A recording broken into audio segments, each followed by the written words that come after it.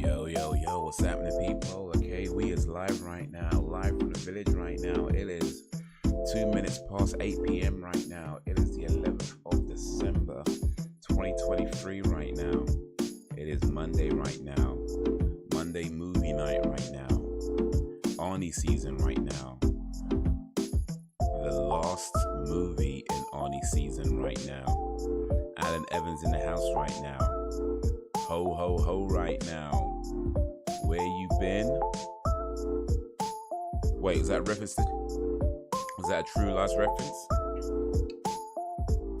I've not seen this movie in a long time. Oh, you're actually asking me where I've been. If it's a True Lies reference, I'm sorry, I didn't get it. I've seen this movie before, but it was a long time ago. I might have missed that reference. My bad. But if you just ask me where I've been here, pretty much. But yeah, True Lies for movie night, last movie in the Arnie season. I'm watching this on Disney Plus. If you got Disney Plus or if you got it on any other format, get it ready on Zero. But if you don't got it and don't want to get it, it's all good. Still come along and have some fun. But for now, let me switch over to this screen and just chat to y'all for a little bit. What up, Al? AE and a place to be. How is ye? How you doing on this Monday evening?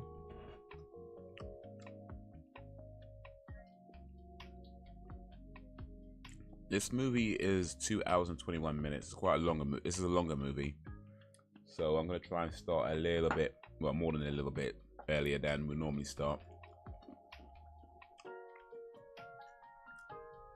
Trying to chat for as long. In the interest of time. But I've been okay. I don't know if you can tell. I don't know how much this even makes a difference to the audio. But if you've noticed the audio sounds a little different, hopefully it sounds a little better, but it might not. At the very least, hopefully it doesn't sound worse anyway. But it might sound just a tiny little bit different. And the reason for that is because I am now using a mic arm. I finally went and bought a desk arm for my microphone. I've been using a desk stand before. And the thing about desk stands for your microphones is that you tend to like lean down towards it because it's on your desk. But with an arm, you can have it a bit closer to you without having to lean down. Which should mean that my voice comes through a little bit more fuller because it's a bit nearer to me without having to lean down. We got the top of the microphone in the shot right there. In your face. Wow. I mean, I'm not saying nothing.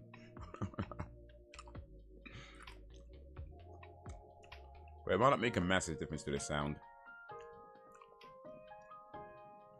It does, however, make a difference to my desk setup. So things are a little bit neater now. And also makes a difference to my posture.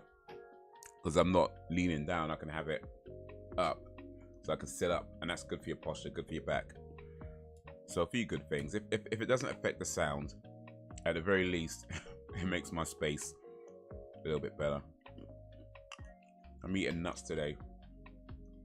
Peanuts. Honey roasted peanuts.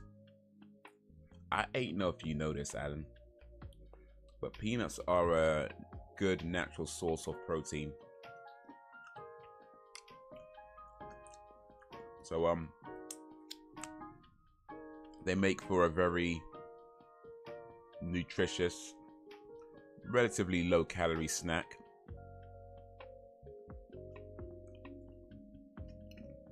You know, so it's good to have some peanuts around. If you're like me and you tend to snack a lot, peanuts are a good thing to have. No, indeed. I mean, that's the thing. If you can use things like desk arms, I've got monitor arms as well. So it holds the monitors up off the desk. And it means you've got space on your desk for put other things. I have a couple of arms actually. I got the one for the microphone. I got one, you won't be able to see it, but there's one that I use just to hold up a board that I use to write notes on. If I need to write any notes or things to remind myself, I can write on this board up here. It's a whiteboard. I put magnets on the back of the whiteboard and it just holds it up on an arm. But yeah, less desk clutter the better. Just makes the environment a bit neater and a bit more efficient. But how you been, Al? How's your day going? How's your day been? Appreciate you joining this live stream. I'm gonna get this movie ready on 0. I'll have to start this one soon because it's a longer movie.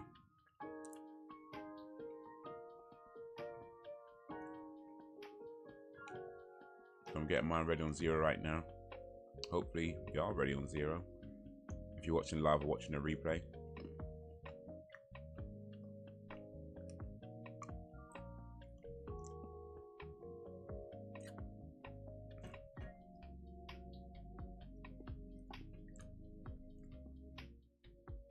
I saw this movie, I think I watched it on TV. So it would have been maybe a few years after it came out, like maybe 2-3 years after it came out, I think when I watched it.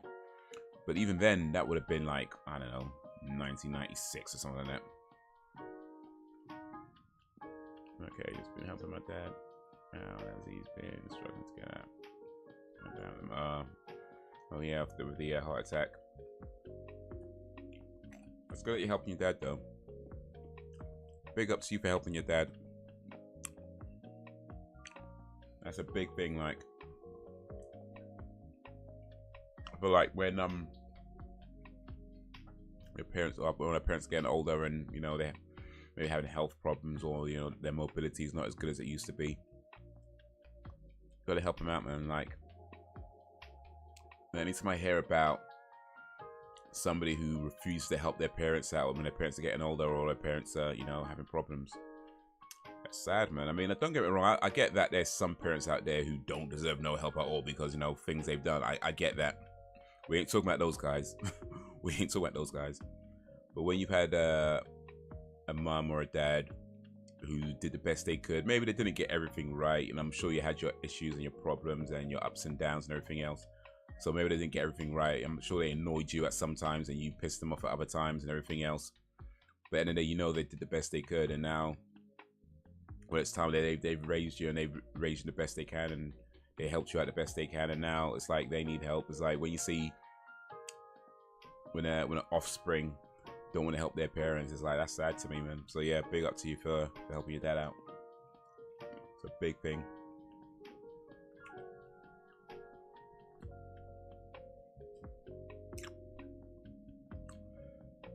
And speaking of big things, not as big, but still pretty big.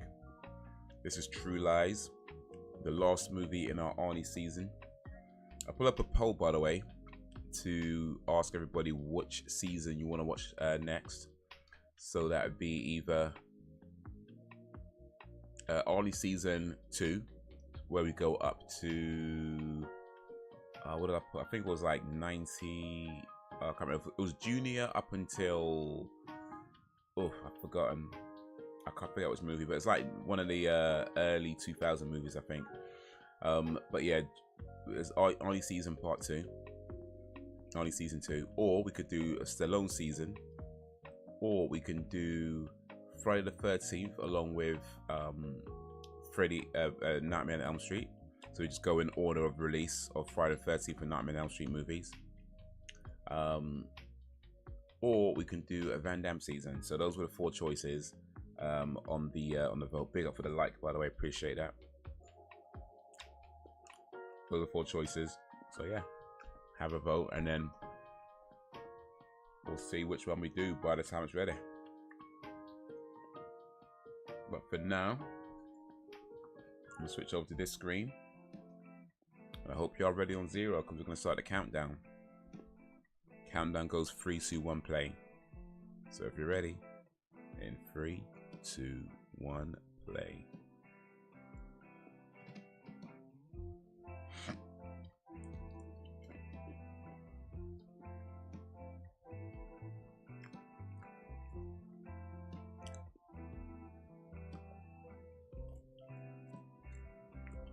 Final movie of Arnie season, True Lies. I don't remember a whole lot about this movie. I remember it was like something to do with terrorists. And Arnie plays some kind of like secret undercover guy, something. That's his wife, what he does. Like, I think he tells his wife he's a teacher or something.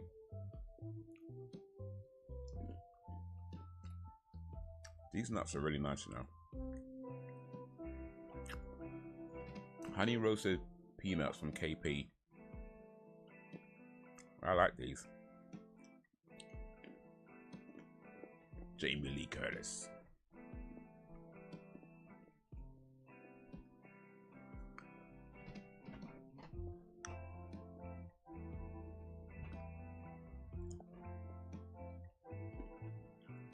They actually made it into a series.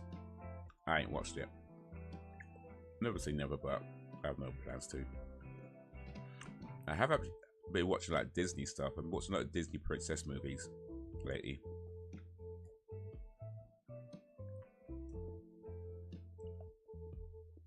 Tom Arnold and Arnold Schwarzenegger. Bill Paxton.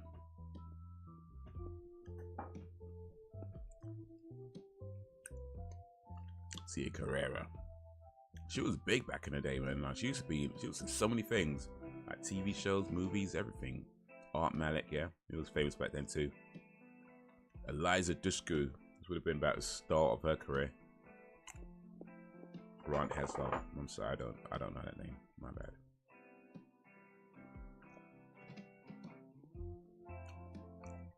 Eliza Dushku plays the daughter.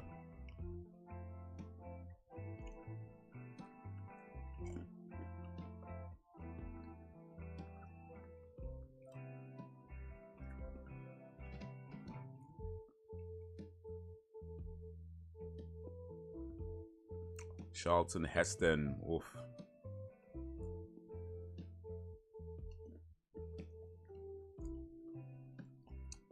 From Planet of the Apes.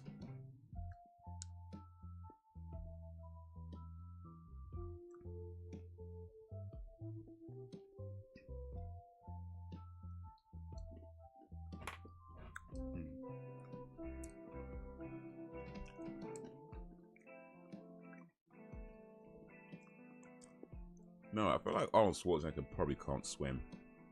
This dude looks like he would just sink. He needs to get in the pool and just sink.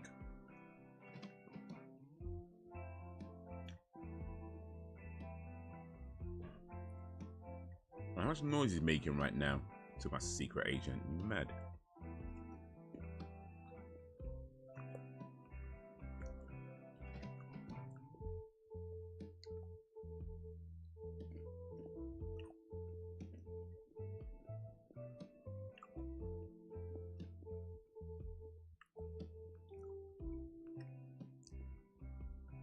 Man in the chair.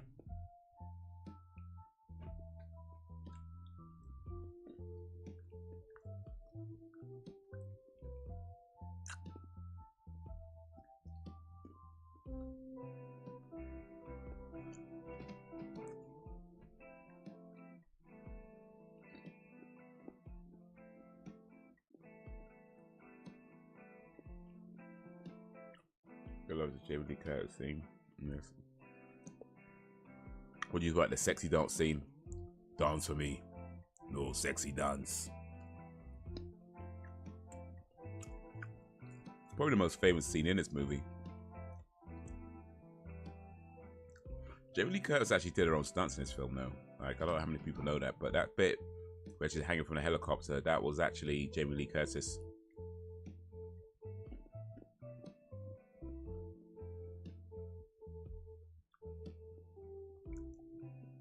Made it in.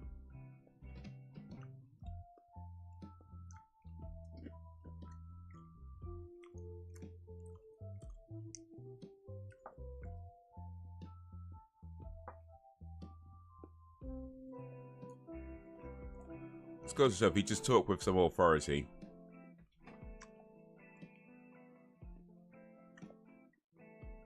He was to do what you say.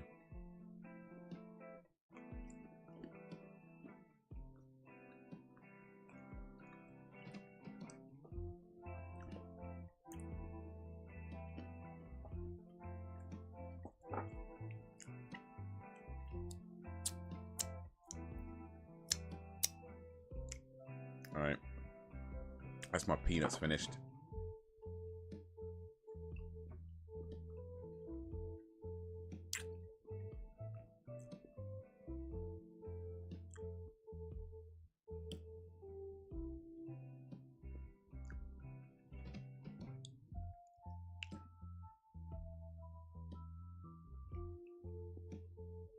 But this guy's just making himself stand out by the way he's acting.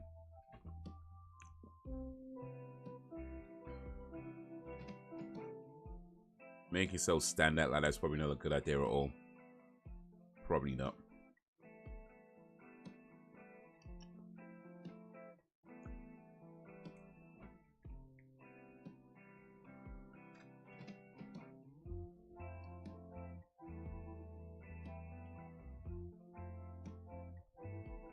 So Al, you got any plans for the new year for 2024? Any New Year's resolutions or any plans that you want to try and make come into fruition for 2024?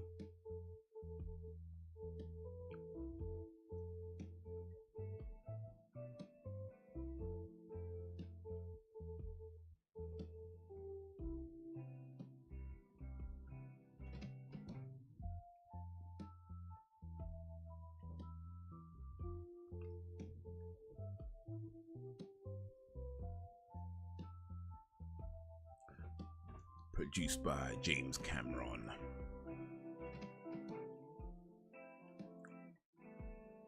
Windows 3.1, you know.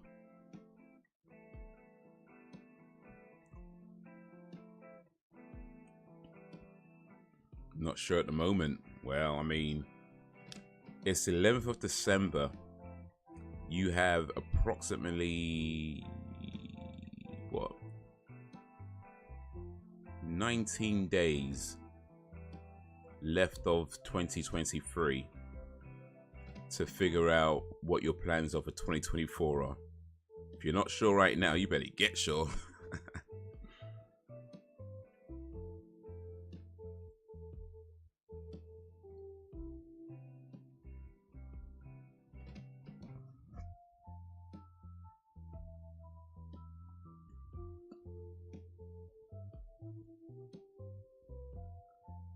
You have 19 days. There was literally 19 days of 2023 left.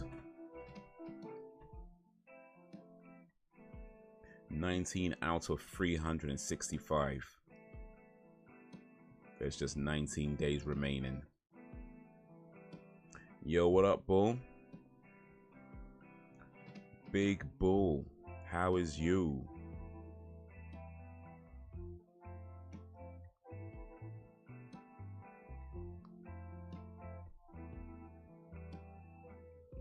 It's going alright, man. It's going alright, you know. I was just saying I got a new desk arm for my microphone so it can hold it up in front of me, which I don't have to lean down anymore. Helps with the posture, and that's important, you know, when you're getting old. you gotta watch your posture when you're getting older. So anything that helps is a good thing.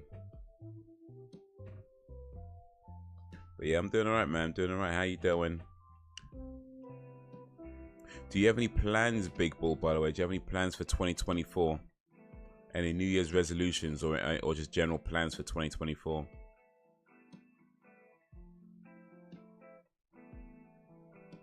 Been busy looking after my dad at the moment, I see.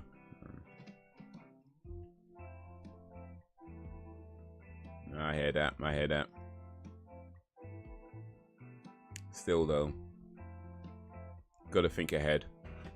Gotta think ahead.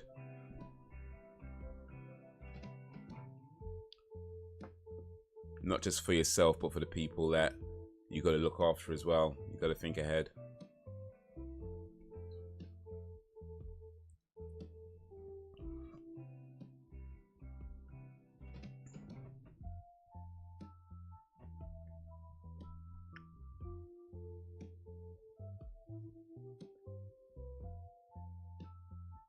Yeah, that guy's getting mad inappropriate.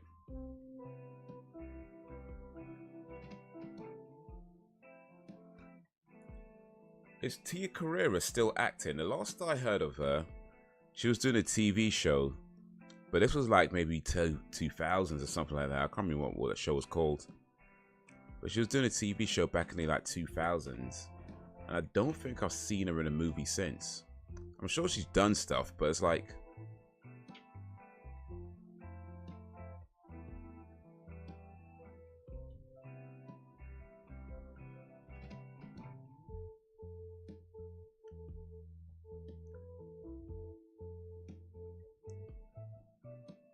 Let's see what Tia Carrera's been doing.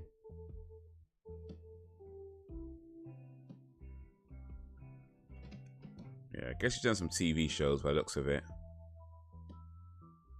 And some movies, but just stuff that I haven't seen.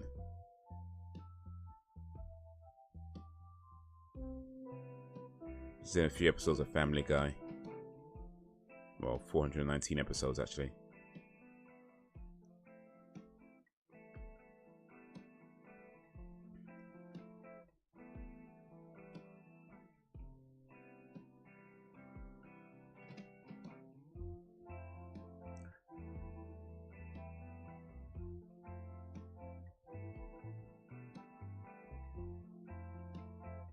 Slight change in plans. Oh, she was in Saints Row actually. Saints Row back in 2006. Played Lynn.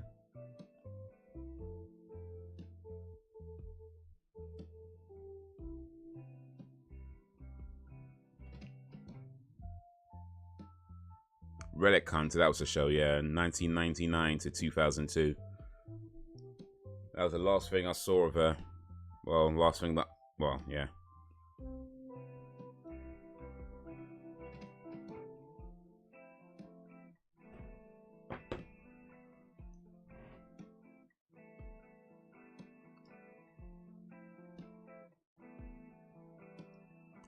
I don't think Arnold Schwarzenegger can run. Like, I don't believe he can run. He looks like someone who would try to run and just, like, you know, break the floor or something.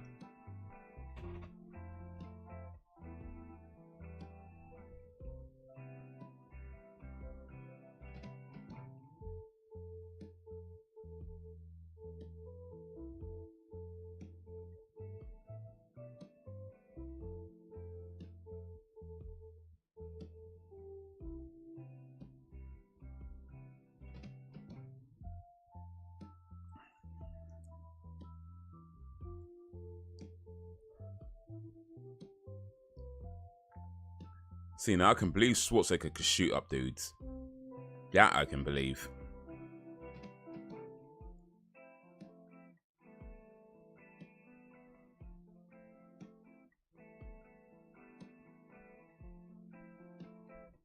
Shooting while sliding down on the snow, of course.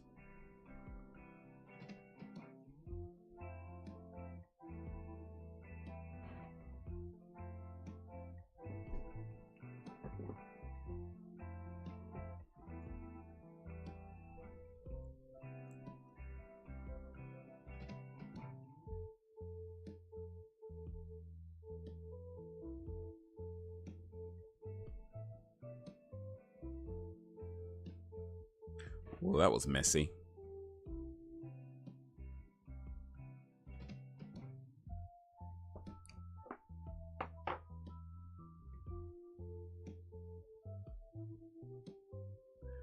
But yeah, for 2024, I got quite a few plans actually.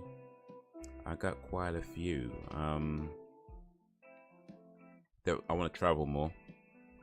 In particular, I want to do some European traveling.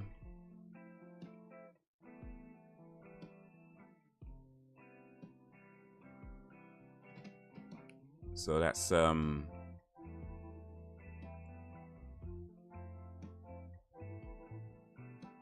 Amsterdam, Denmark, and hopefully could try and fit Berlin in there as well.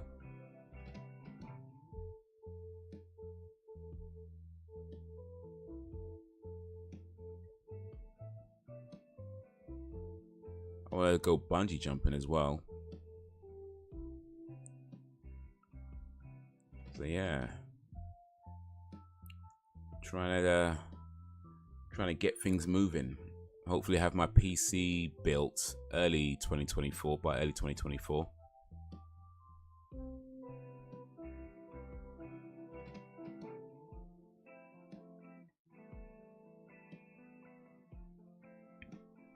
Oh, excuse me. I think I punch a boulder off a cliff like Chris Redfield in Resident Evil 5. Well, see, I can believe that.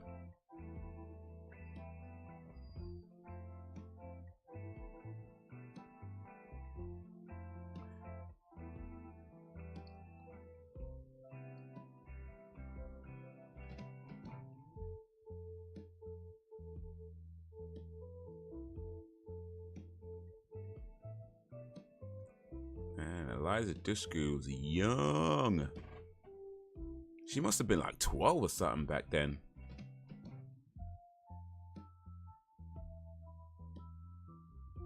Yeah, what up, Frozen Gamer?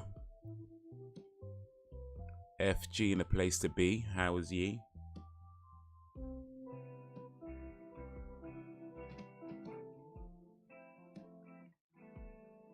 There's a comedy special coming tomorrow. Okay, who's comedy special?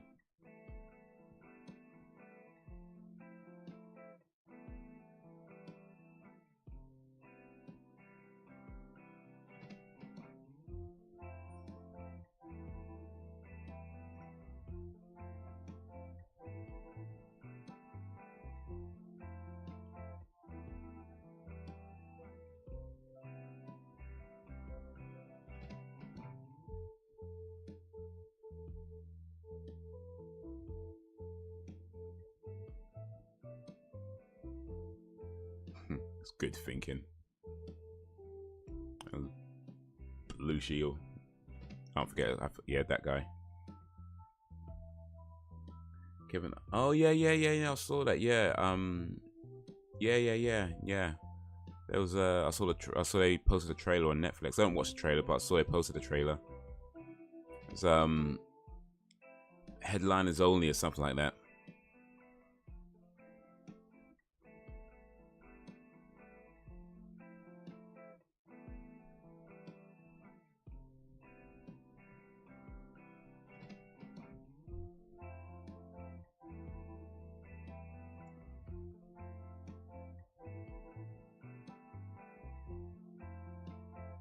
Tom Arnold, that, yeah.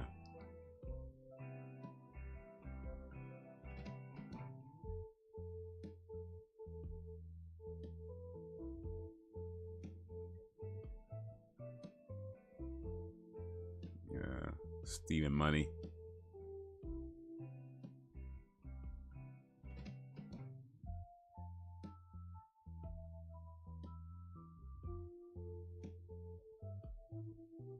But yeah, Kevin Hart, Chris Rock.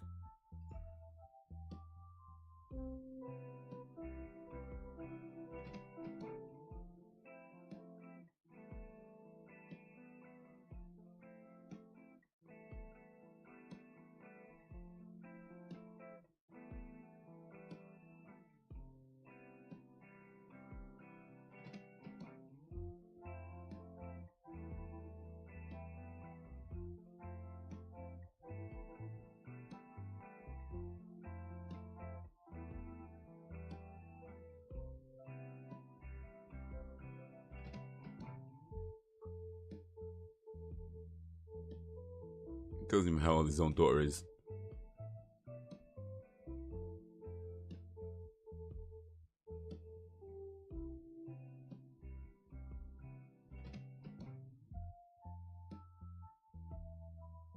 I mean, I'm not gonna say he's wrong, but bruh. Bruh.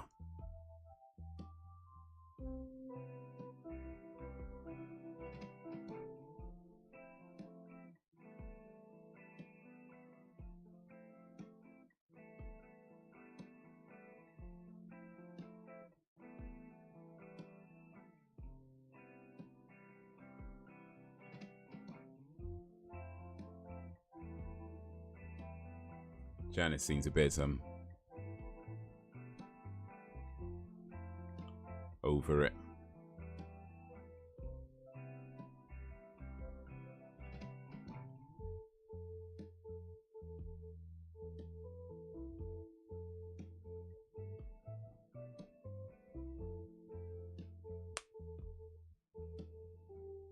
just dismissed her, you know, like raw. Disrespectful.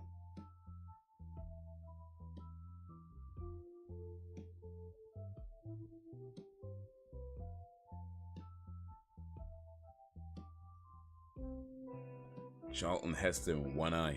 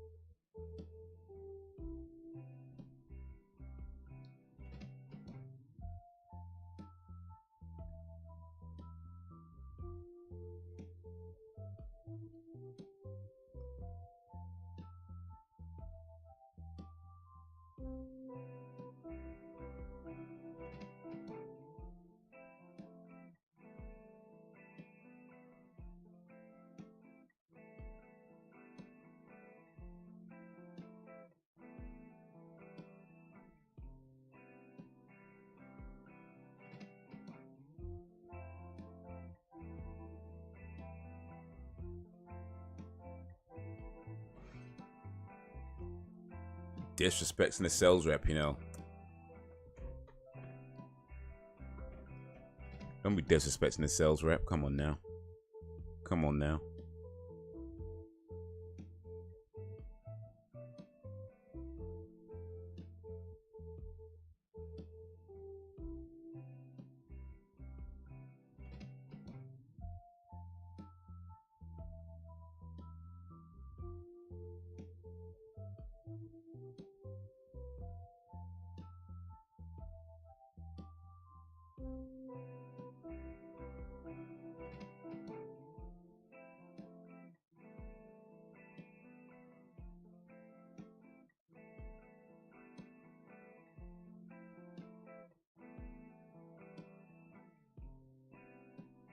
Okay.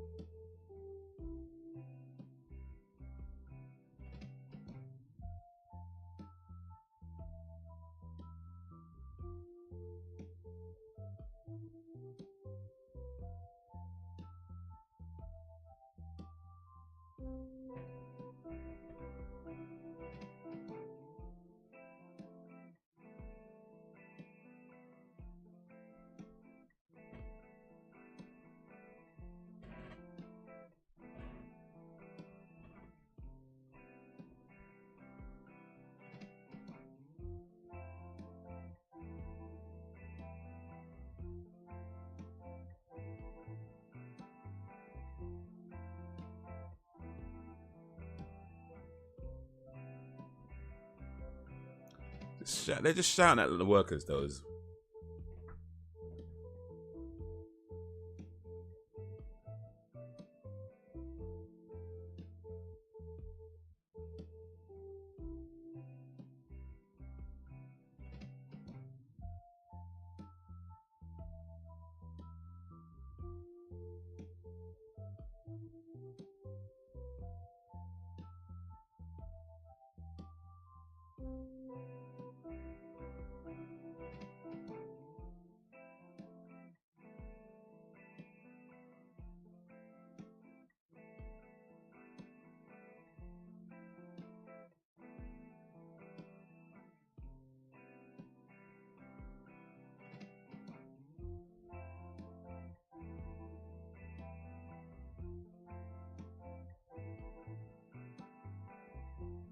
This is serious. Yo, what up, Brax?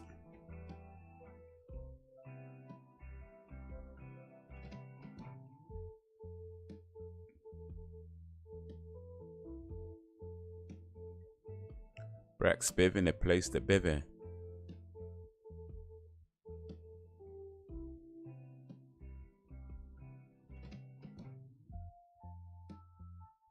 Whoa.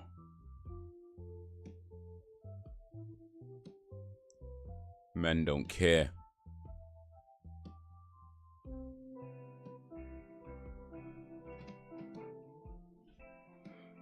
How you doing, Brax Bivin? How's your day going? How's your day been? Appreciate you joining this live stream.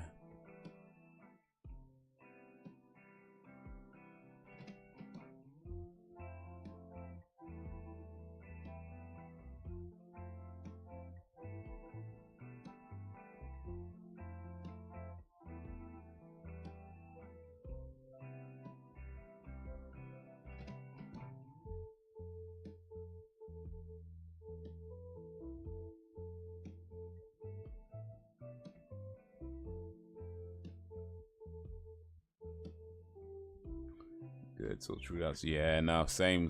I saw it probably a few years after it came out, but I've only watched it once, way back when.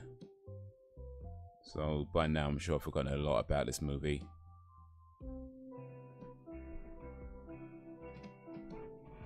But good to hear you doing good, man. Good to hear you doing good.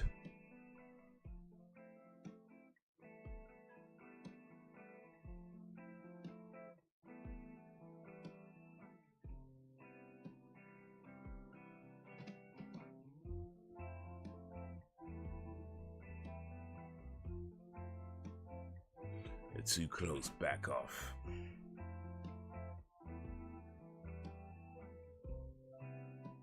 Yeah, man.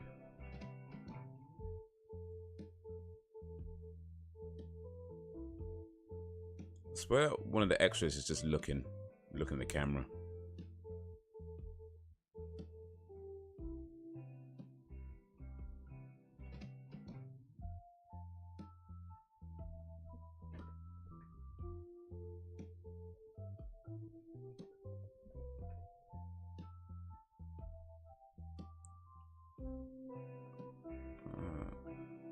Judas Kiss is another good one, two. Judas Kiss, another good what?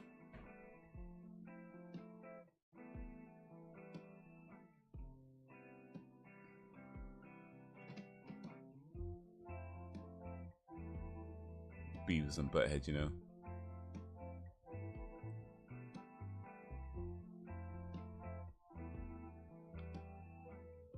Film, okay.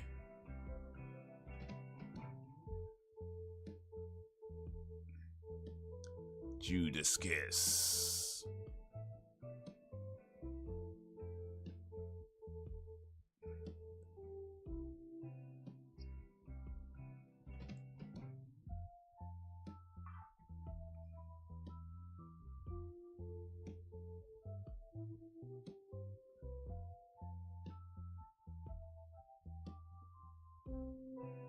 Man, the daughter don't even care, you know. Just had enough of it. Just over it already.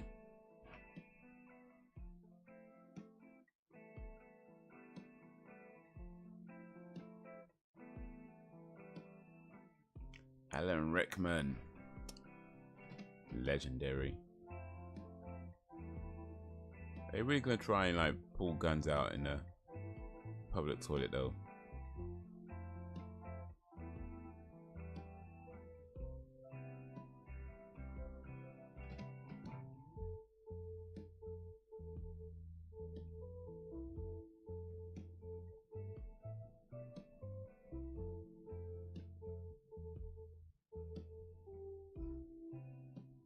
What Art Malik is doing now? I'm sure he's still acting, but I don't think I've seen him in anything for a long time either.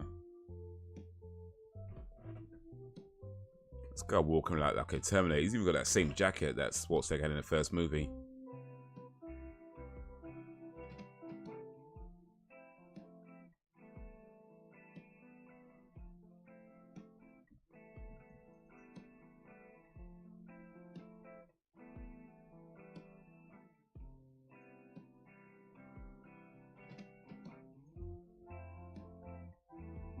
Man's just trying to use the toilet. Man's just trying to take a poop.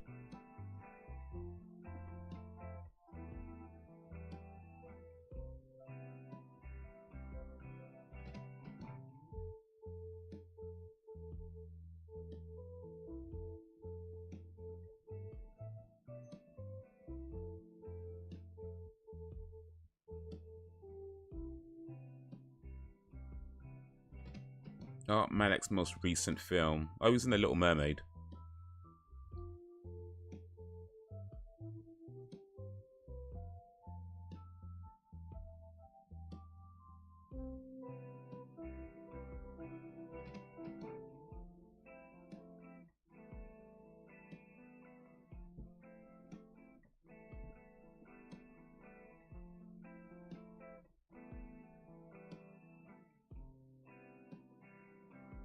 Cool off.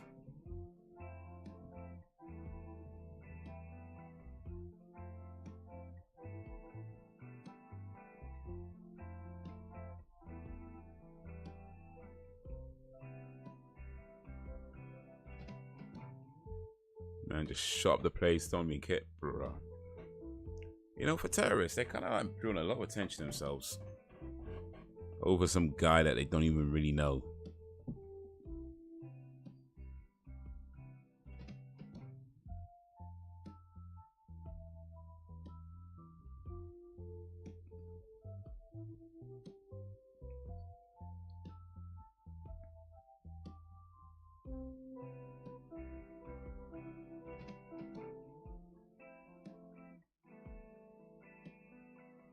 One by one, you're gonna get it though.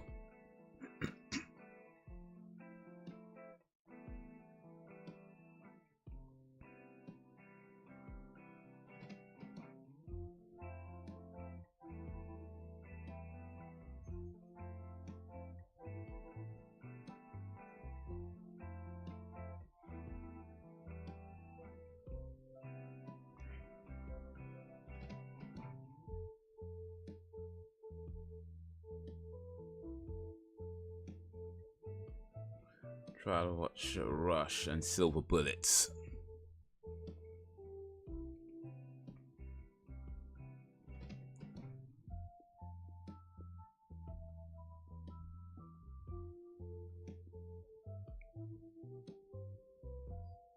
Yeah, that was close.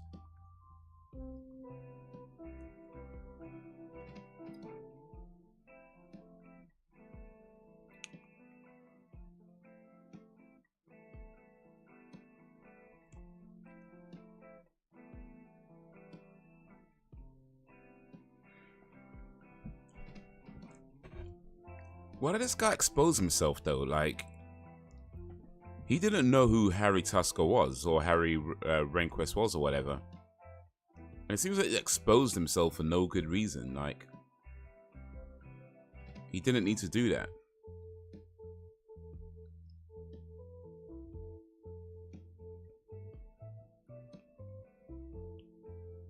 You know, like, I mean, they were on him, sure, but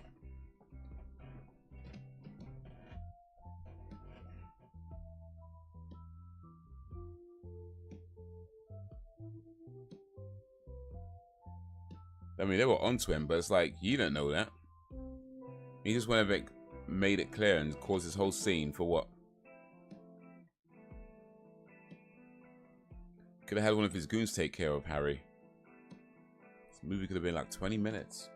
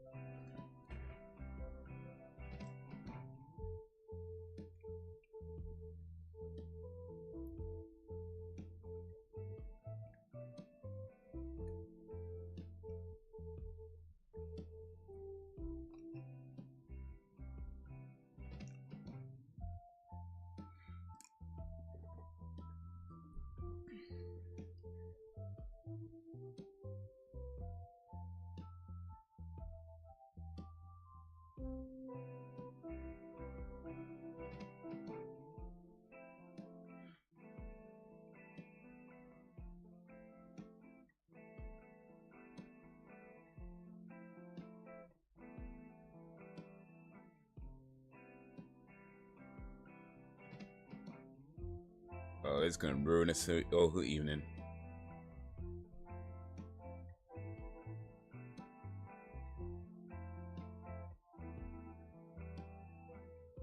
I mean, he's doing his secret spy stuff in the same state that he lives in. Like, doesn't anybody recognize him? And that is clearly not Schwarzenegger on that horse. That was a stunt double.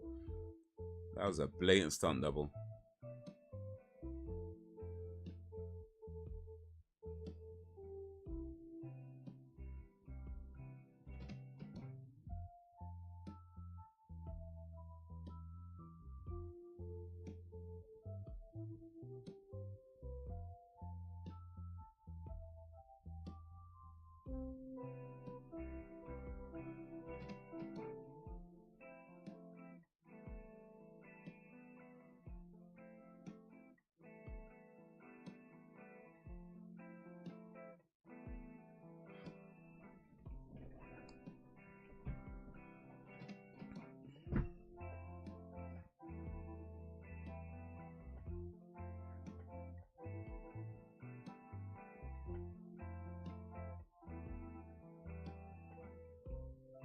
Gonna take the horse up the stairs.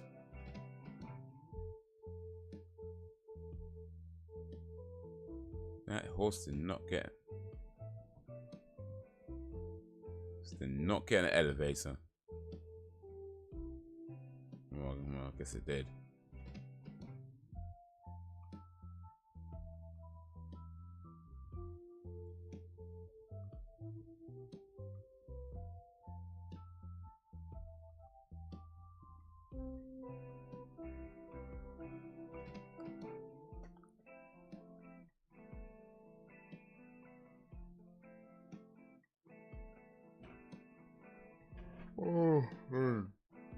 Oh, they've seen each other now.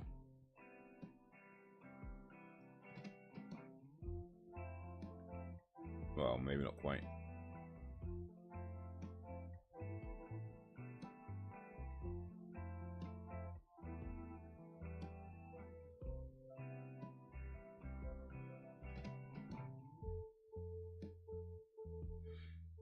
Oh.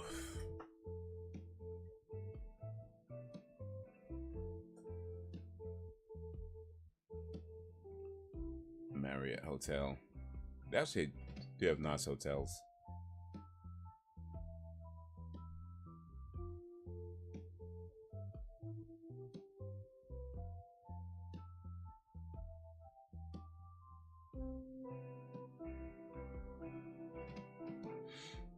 Made it.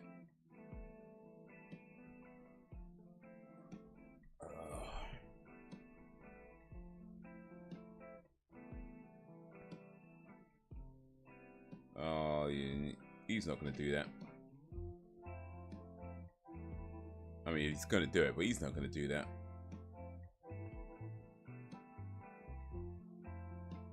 Huh.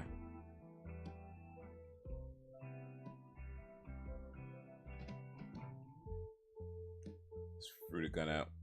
Smart horse. Okay, maybe he doesn't do it.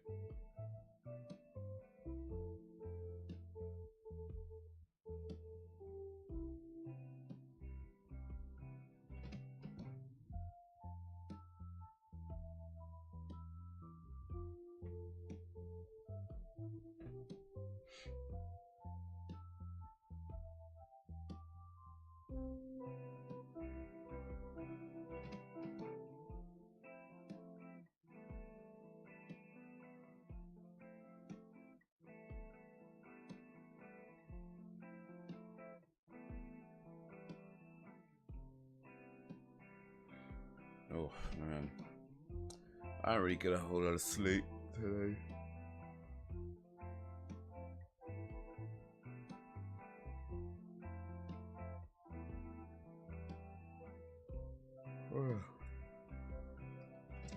That tiredness is catching up.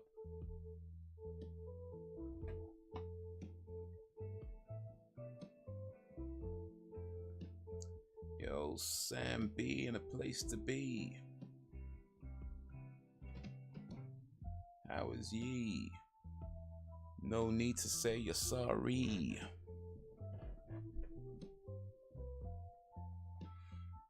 Long day. Ah, it's too bad. I'm sorry. hopefully it's gotten shorter, or at the very least there's only 2 hours and 7 minutes left of the day to go. So actually, no, I said that wrong. That's 3 hours and 7 minutes left of the day. My bad. It's more of the, you got more of the day to go than I actually said.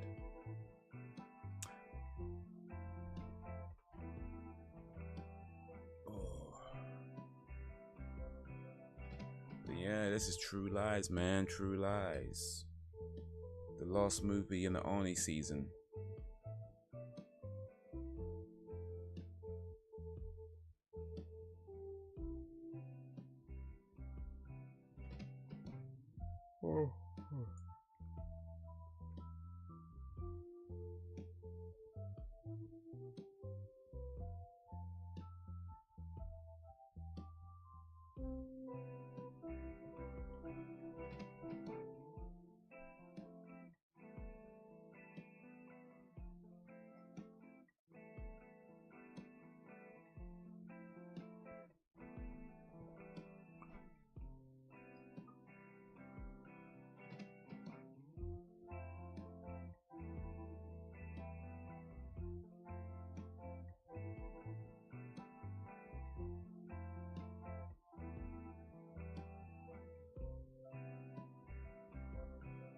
Just hang.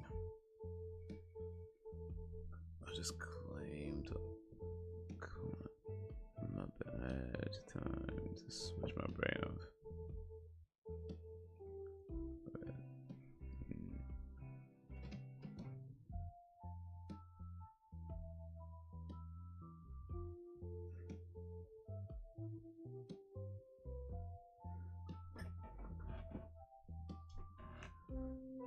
Yeah. Wait, to switch off your brain is that what this is that's what this stream is? No brain required. Am I just mindless dumb entertainment? You don't even need to think about, man. And here's our thinking that I provide like really intelligent, in-depth conversations. Sounds just like, nah, I could just watch this and tear my brain off. Like, mate, man.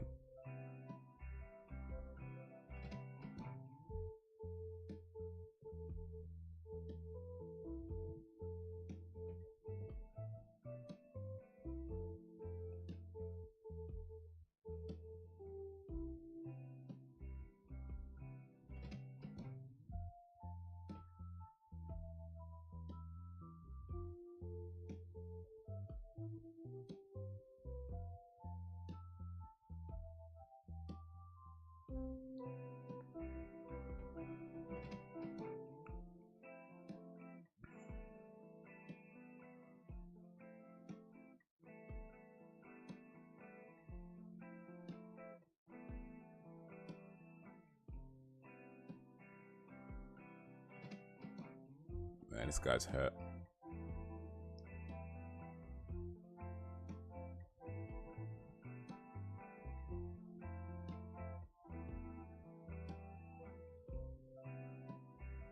Stop cheering me up.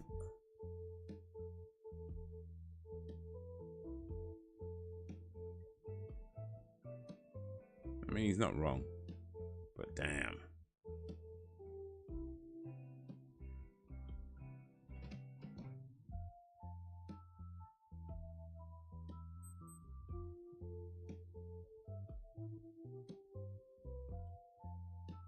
Was out at 7 a.m. Got home. Was on 6 with a selfie head. Up. Then I had to feed the family and let's relax. I'm sorry, was having to be a full parade in lesson stream. Yeah, I think we provide thought-provoking streams. I mean, we have these like really in-depth discussions about like, you know, toilets, right? That's like philosophy for life. You know what I mean? Like the discussions we have about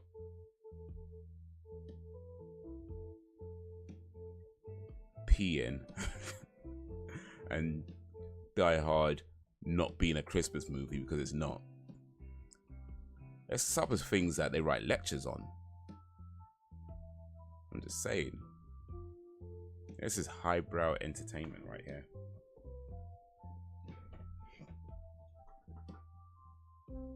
But yeah, no, I get you. A long day, man, from 7 a.m. You know she's lying, but he's been lying all this time.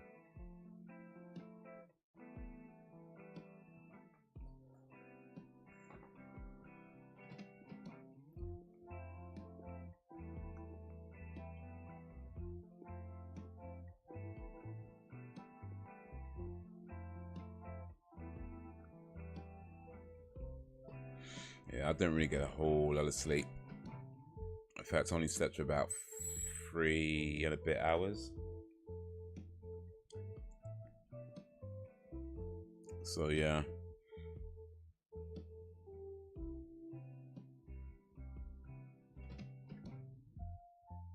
That was my day. Ended up working, doing some cab work really late yesterday into the wee hours. And so by the time I got home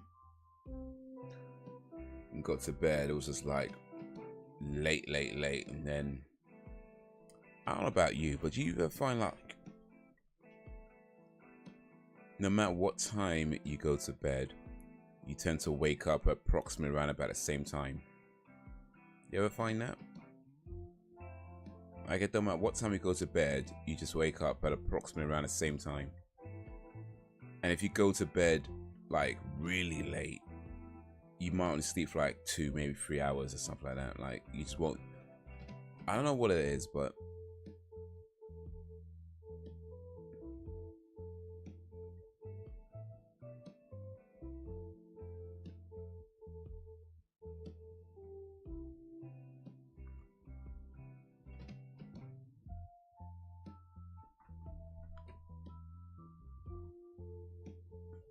yeah, hopefully tonight be able to go to bed at a more, shall we say, reasonable time.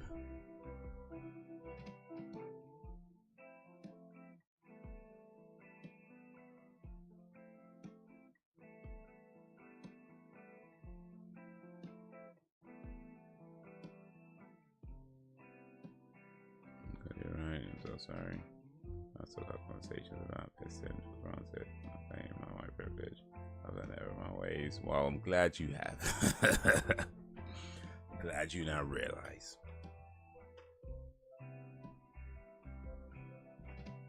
Yeah, Rush has a few familiar people in there. Okay. Was it Alan Rickman? Who else is in there? Yeah, more often than not. I'm not at the same time. It's just weird though, isn't it? Like, I mean, not that. I mean, of course, you should be trying to go to bed as early as possible. I ain't saying that, but it's just weird that you can go to bed late and still wake up at approximately 7 and just be tired.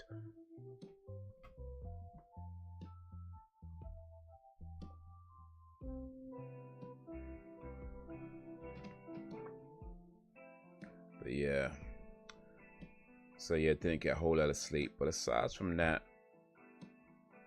managed to do okay today, I think. Did some walking. Did some cleaning. Yeah. Managed to do some project work as well. So all in all, not too bad, not too bad. Managed to power through it.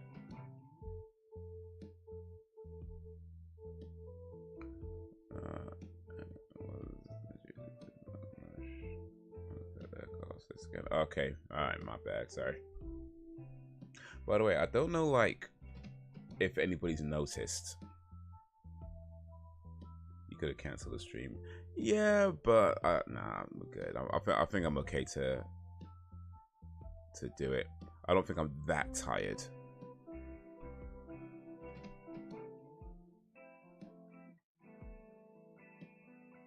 I don't think I'm that tired. Like, if I was tired to the point where, like, I literally just couldn't, you know, like, keep my eyes open, then yeah, there might be a cancel stream type thing, but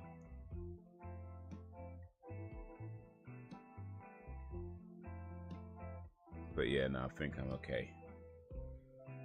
Feeling it a little bit, can't lie, but yeah, I'm alright.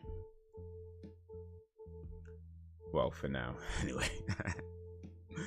You might actually see me fall asleep on stream. Could happen. I might be okay for like a few minutes, and all of a sudden, and that'd be the whole stream.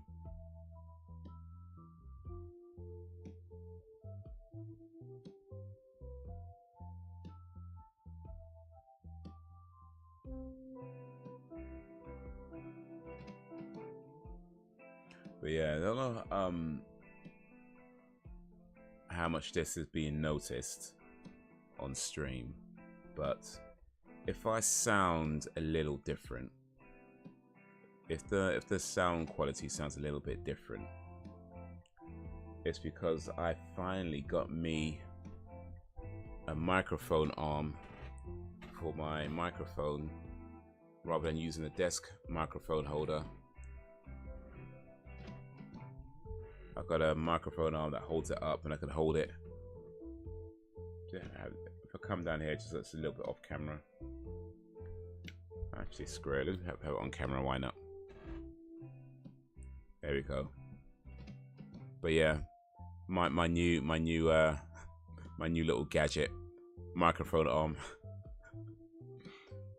It's actually pretty good though, because it means that when the microphone's on the desk, I find I have a tendency to lean down like this towards it, but when you have it on your arm, when you have it on an arm, you could hold it up, and means like you could maintain good posture. I've fallen asleep, well, I'll be, and it's fine. Suspect to yourself, indeed.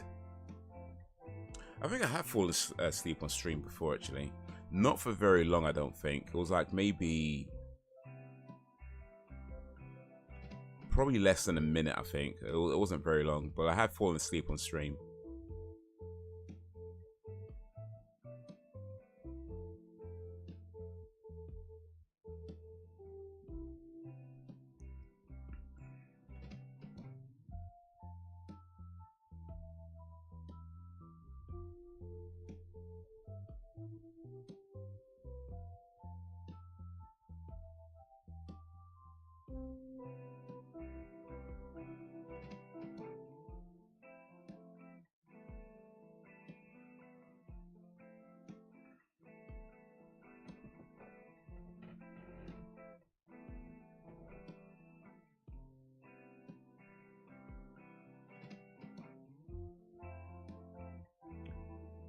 Friday, I fell asleep on the bus doing a school run. Oof.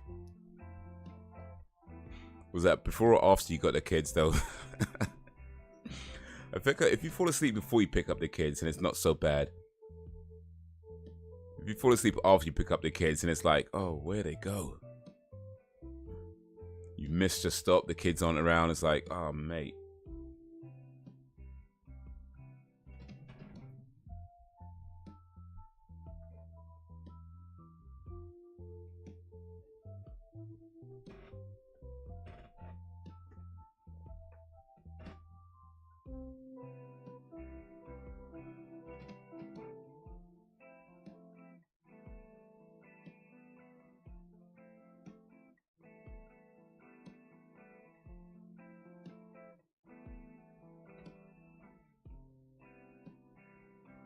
Only like 2 minutes, thankfully. Yeah, no, that could be awkward.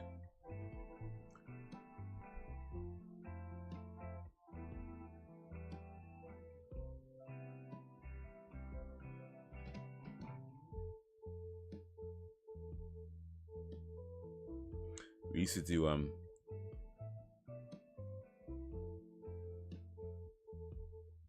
oh, it's like a 10-year-old boy. That's not a compliment.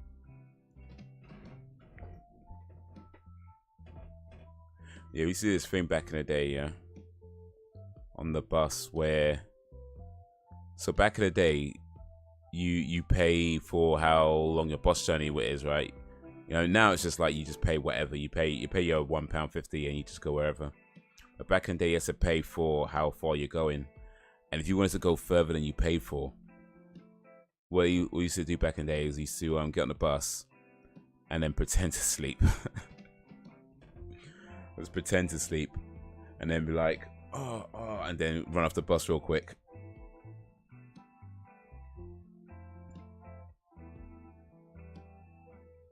Not that anybody should do that, of course.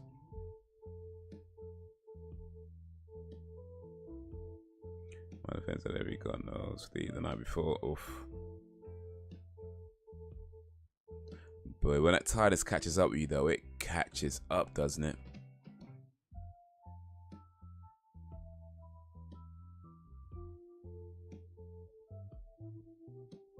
You're breaking stuff.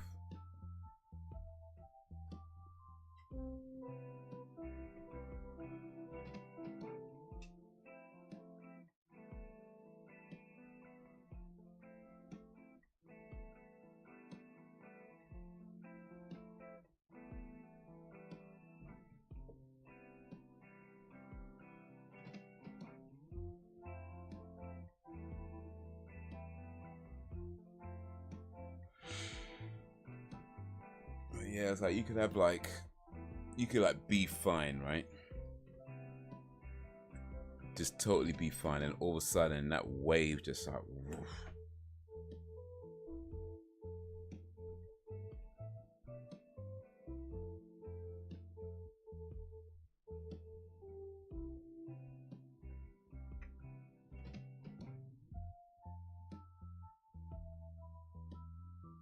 It's birthday on Friday, and I was in bed by 9. I was asleep as soon as my head hit the pillow. Oof.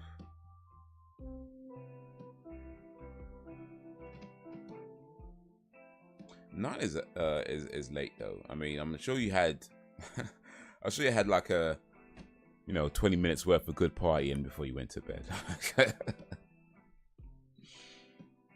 But bruh, yeah, I get that, man. I get that.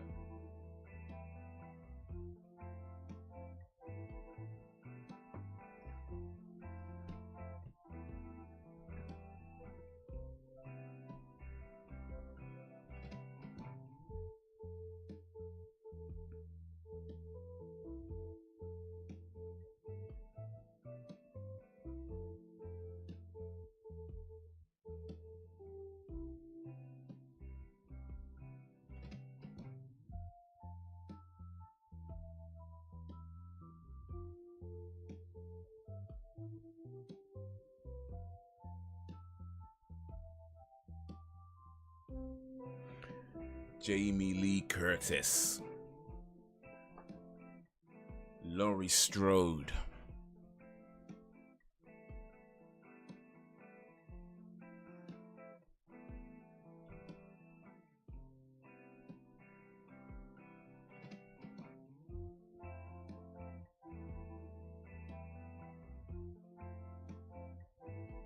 that's the thing about I can feel my body getting weaker and weaker. Need to sleep.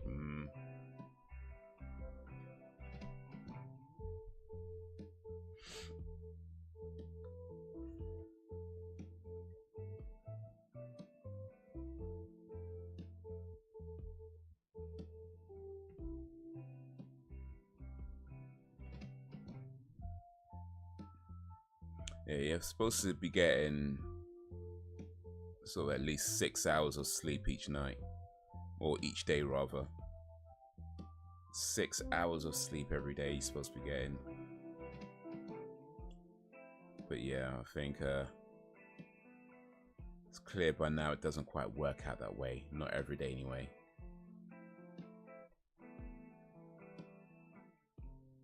But when you do get those like long sleep sessions, when you wake up like 7-8 hours later or something like that, we get them proper good long sleep sessions where you wake up naturally, no alarm clock or nothing,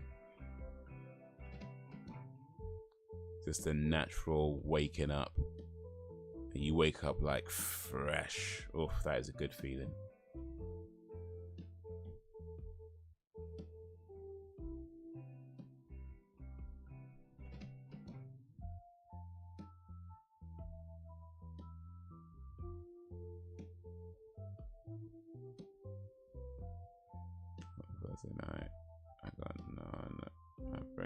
shut up. So went from no sleep to yeah.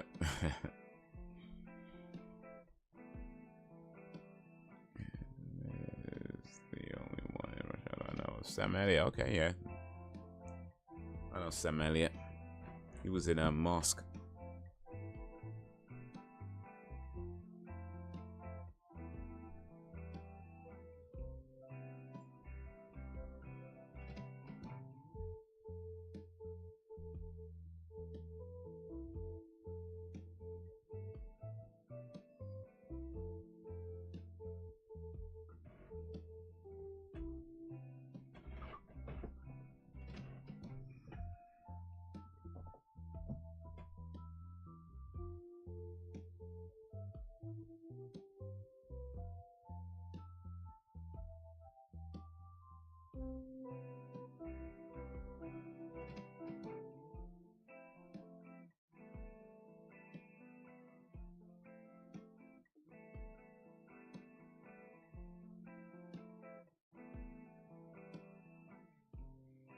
Oh, he's bitten off more than he can chew.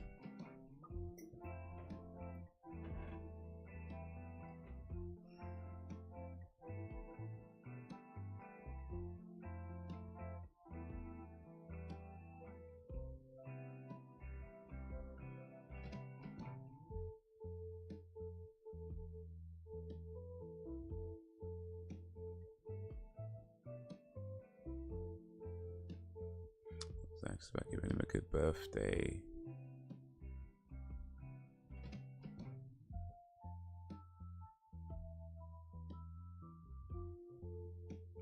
And that's it. Well, they went to share anyway. Oh no. Maybe it was something. Tell me.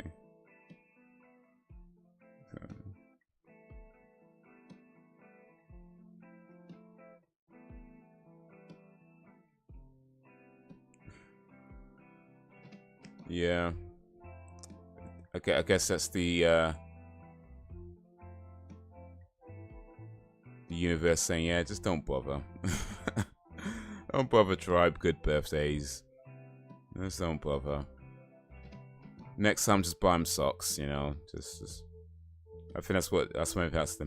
I think that's the message.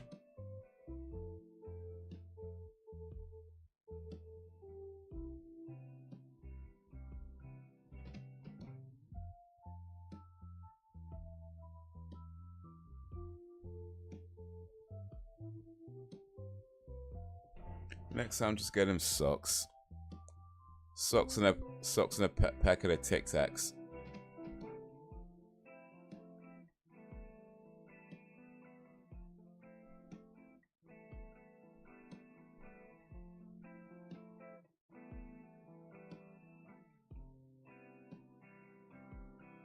Oh, this is that scene. Probably the most famous scene in this movie. Well, not yet, but it's coming up, I think. Well, it's coming up.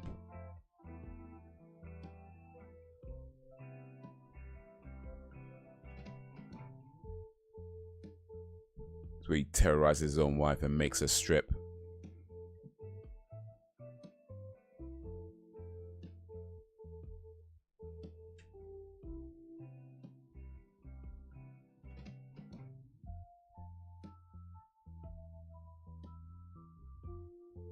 They're doing a whole lot.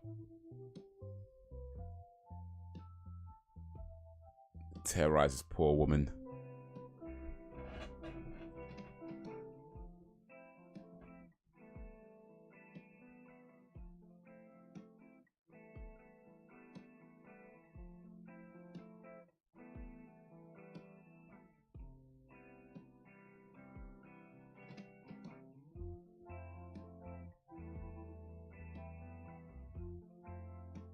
Alright, so here's a question for the chat. Imagine you got like kidnapped and dragged away just like she did. You're kidnapped and dragged away, maybe even hit, in the back of the head with a gun. Then you got terrorized and tortured. Well, maybe not tortured, but you got terrorized. They ask you all kinds of questions.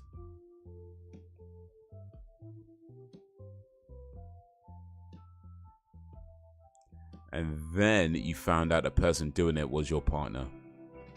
Oh yeah, and they made you strip as well. They made you strip and do a sexy dance.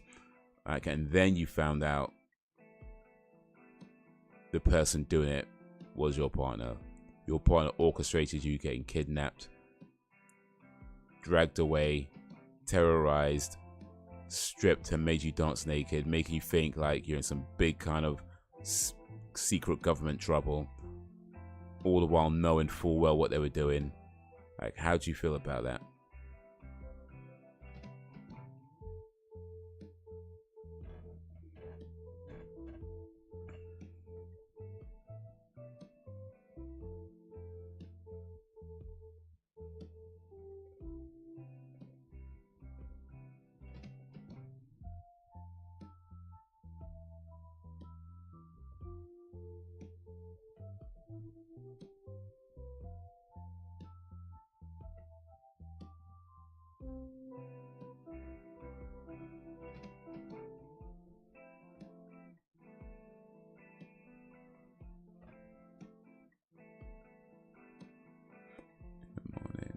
Outside, let's go.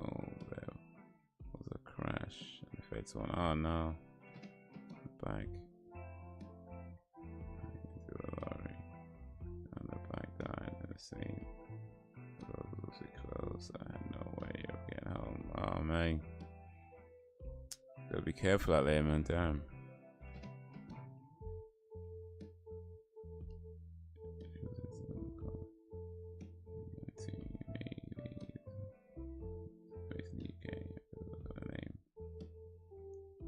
We talking about Jamie Lee Curtis. Jamie Lee Curtis did a bunch of crappy movies in the 80s.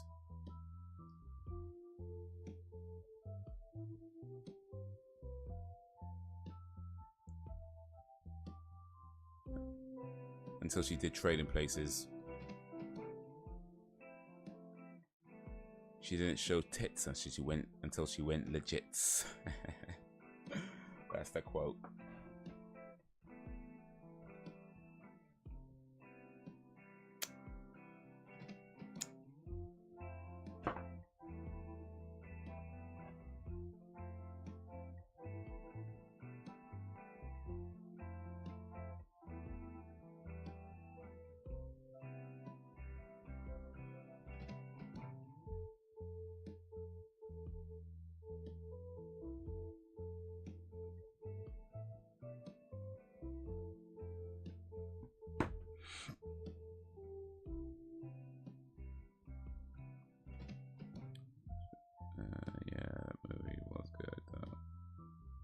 Some of it. I'll get the name. It's on the watch list.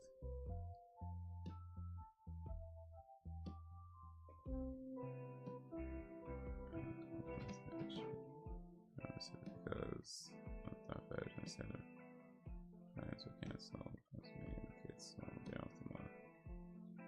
Just happened before we got there.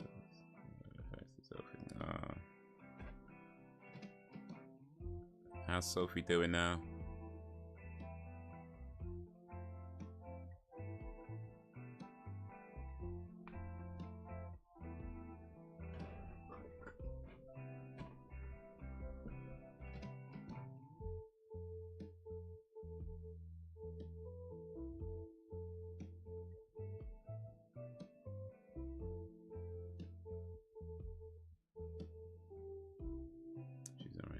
That's good.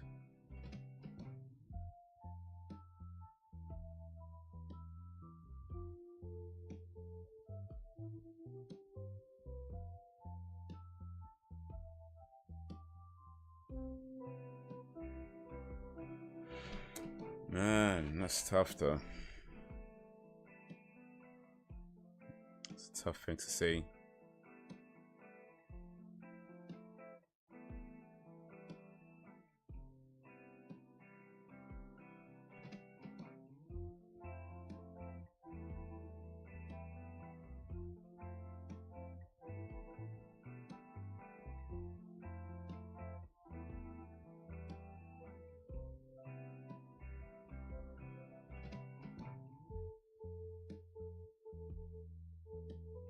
And this is a complete abuse of power right now.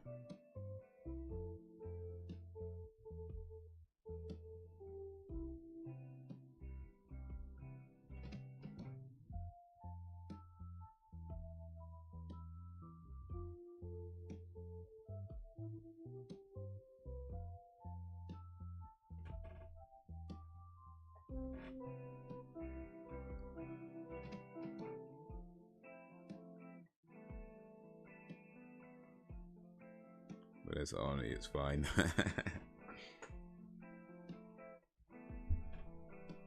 So now we know Sam is okay with somebody totally abusing their power with her, humiliating her, making her feel like she's done something wrong. Only if it's Arnold Schwarzenegger though.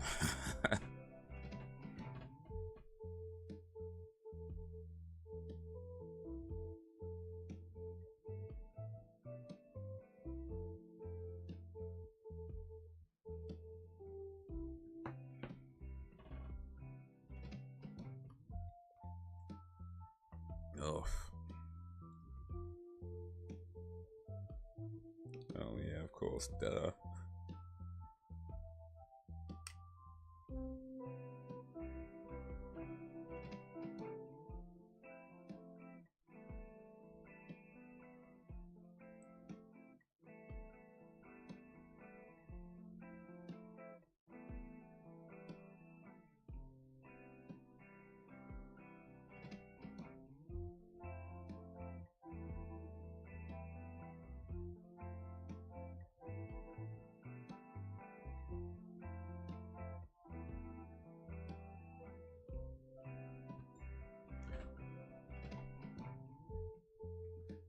So that's a question then. We got Sam's answer. What's everybody else's answer? Like, which person, celebrity or otherwise, would you let completely humiliate you?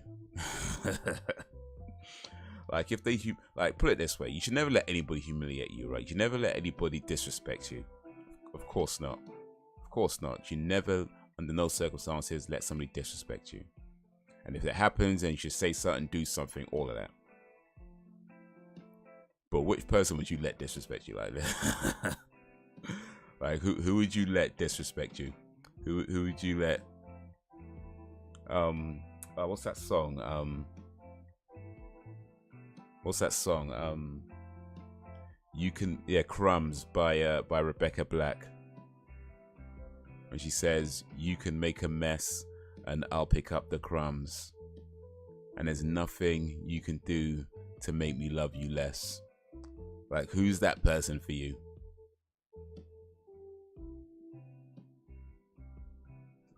Arnie for Sam. What's everyone else's answer?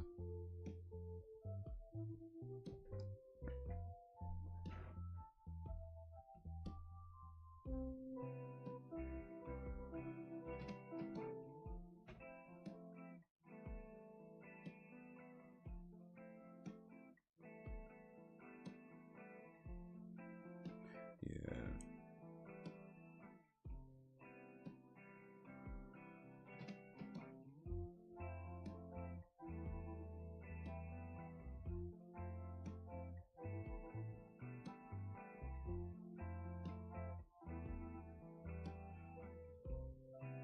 I'm not sure if they're...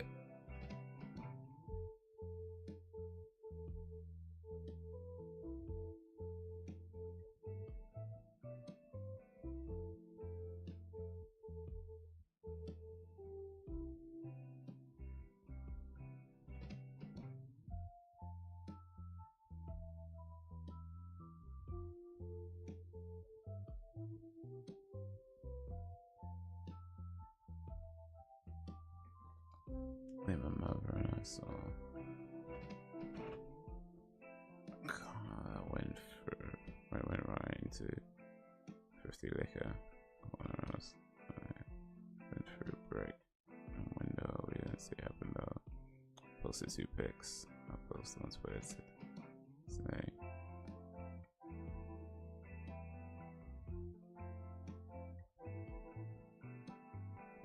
Yeah, that's mad. People gotta be careful out there. Be careful on the roads.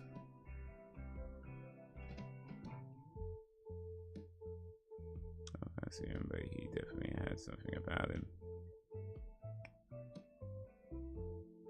Was it the muscles? I guess it's the muscles. He has got that kind of like, especially up back then, like back in that 90s and 80s, 90s, Arnie, where he just had that kind of brute man muscle type.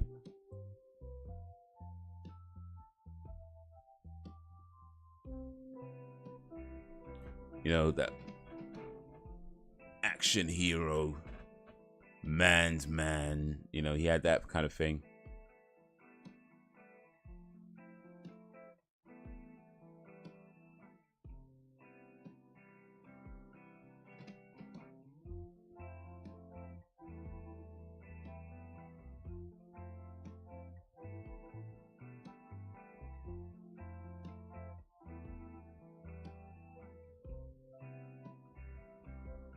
Yeah, it's actually not a good idea to just rip your clothes like that, because just pull the seams out.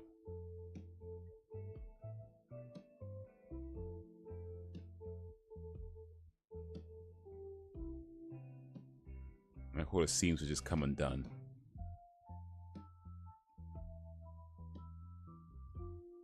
And get all frayed. But clearly that dress was designed to, you know.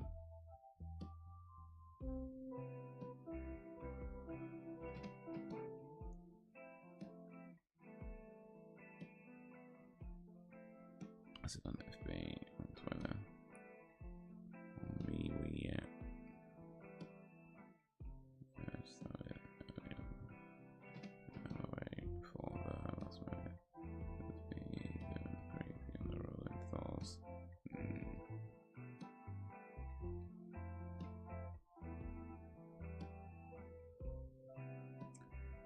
Yeah, I'm not sure there's any celebrities like who are.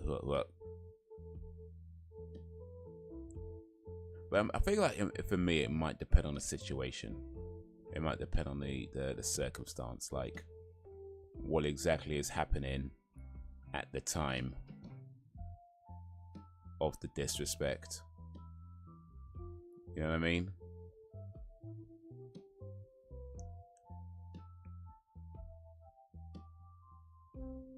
I think it might depend on what's exactly happening at the time.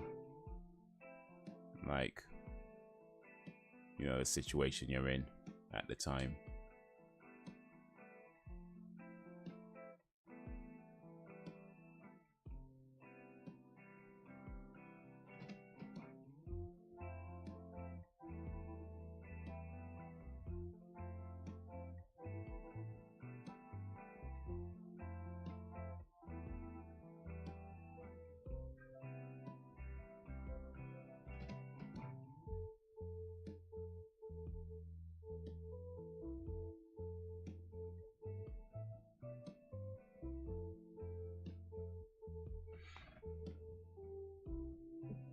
Arnold Schwarzenegger, Harry Tusker, old dirty bastard.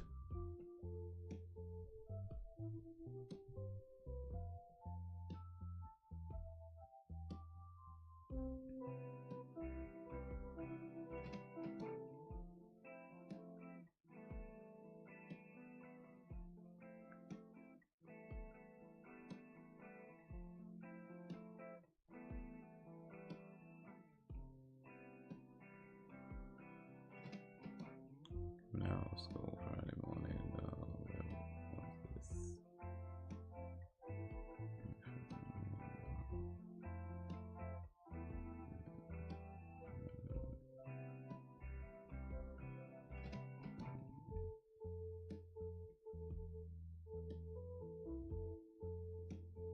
You know, I feel like I'm in two minds about that sort of thing when it comes to people filming these events or these sort of instances. Because on one hand, I feel like I get it, you know, it's a way of documenting something that's happening in real time. And, you know, that's a valid thing to do, right? As a way of, you know, information and passing information around. but then I feel like there's also the reality that that's not necessarily why these things are being filmed either. At least not a lot of the time. You know, a lot of times they're being filmed for, you know, somebody's internet clout, or, you know, somebody trying to get, likes and views or whatever on Insta and TikTok, and, you know, don't really care about what's actually going on, you know.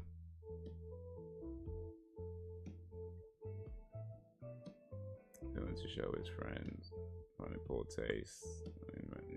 Yeah, see, that's not okay. Like, you don't need to be doing that. Just be like, hey, look at this, man, look at this.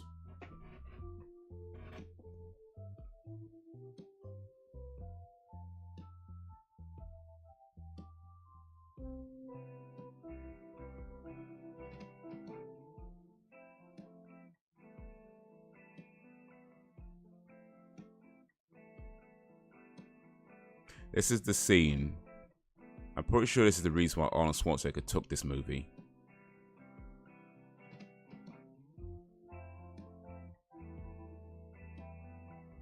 This is the whole reason Arnie took this movie.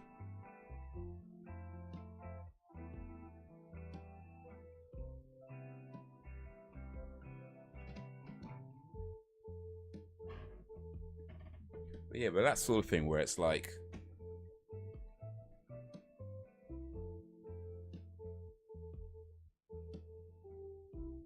you know, they're trying to like shove their friends, or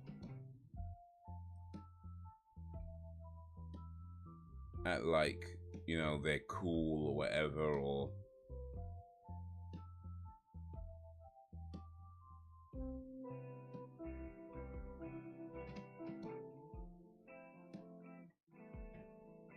but yeah.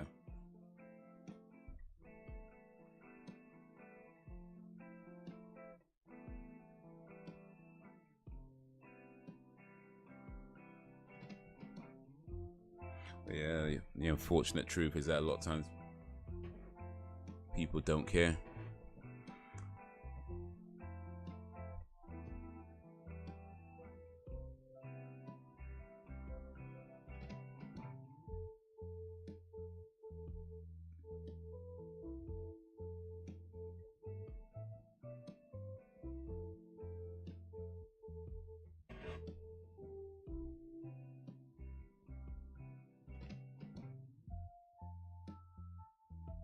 See, as soon as she wakes up, she should be pissed off. I don't remember what actually happens in this movie, but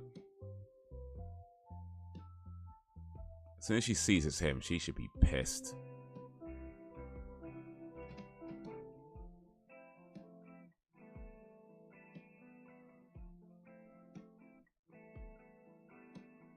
But it is Arnie, so.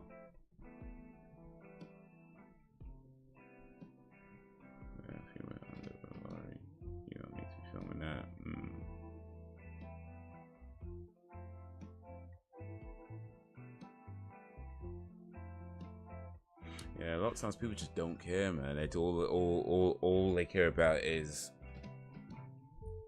whether it's showing off to their friends, whether it's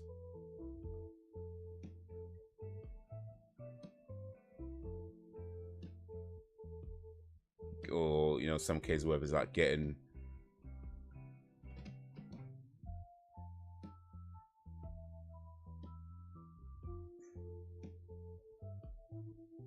well, you tell me you didn't recognize him after all that.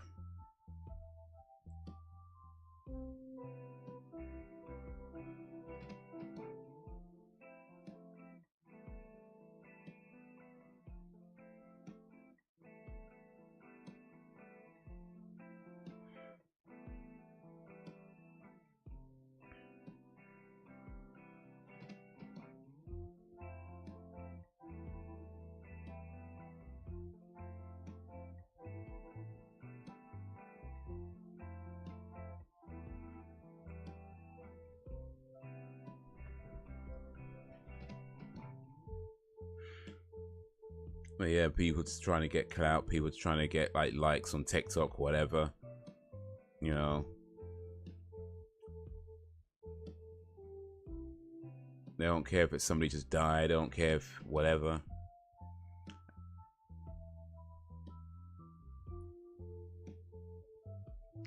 It's like a zero empathy society. Well, that's not exactly true. That's a bit of an exaggeration, but you know what I mean. It's like it can feel like that though. Like just no empathy. People more concerned about what they can get out of it rather than what's actually happening and the lives that it affects.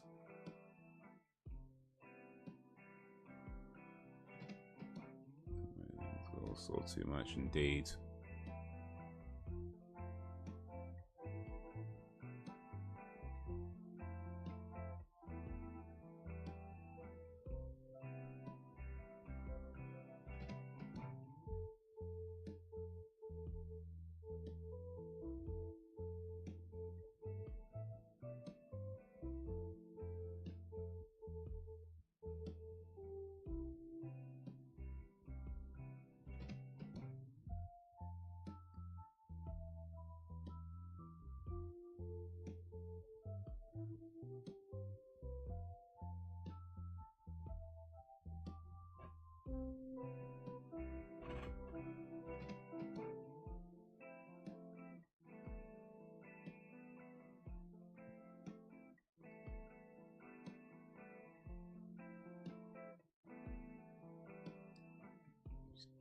Giving away too much.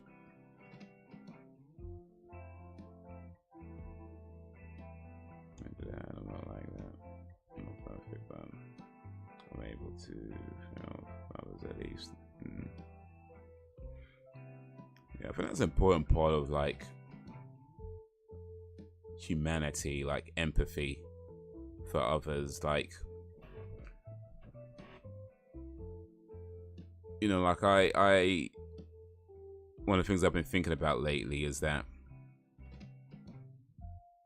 it's kind of like human nature to want to be in service to others.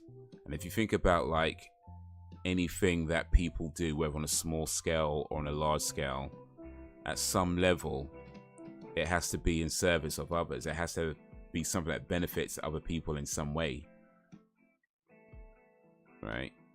And I feel like you can't really do that if you're not empathetic to other people, to how other people feel about things. I think when you lack empathy and or you're just completely in this self-absorbed, self-serving state of mind, to me, I feel like it just leads to misery. It just leads to misery.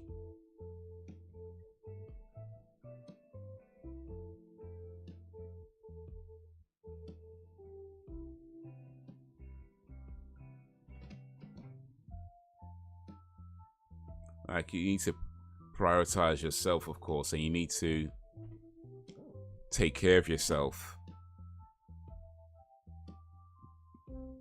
But you can't be so self-absorbed and so self-serving that you're just not thinking about, you know, how your actions affects other people.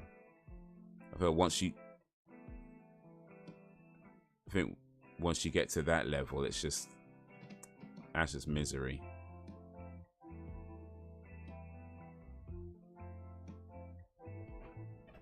But yeah, a lot of times people don't care.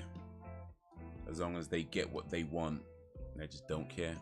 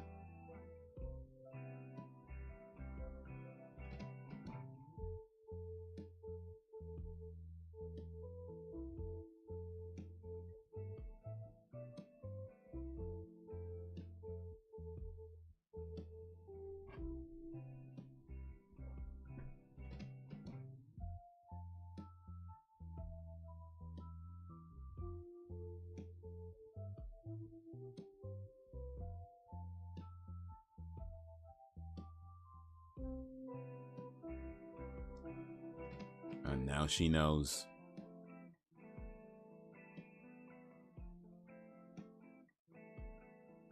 He's been lying to her this whole time.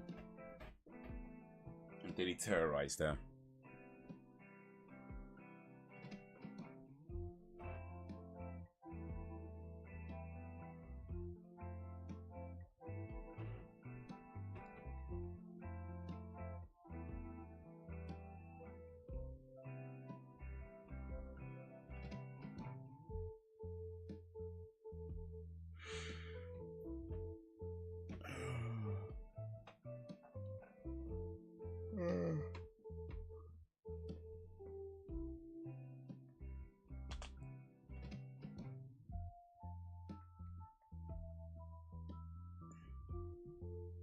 This film was made back in the day where it's like, I swear every movie was like terrorists or something, like Middle Eastern terrorists. Ugh.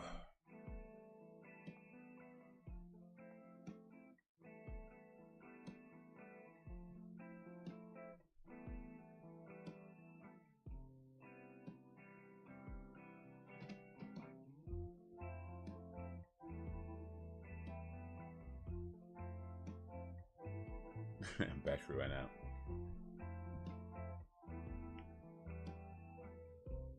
He's just holding the camera up.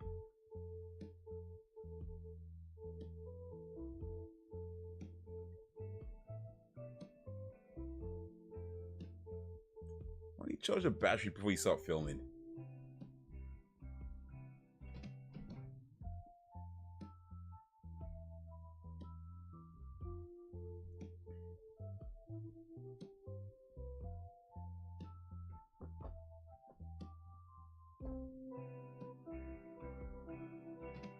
I feel about trying to see my dad. 1 minute. Yeah, I'm like, don't get such back in. And I'm like, what if he jump? What if this is your last chance? I know it's complicated. No, indeed.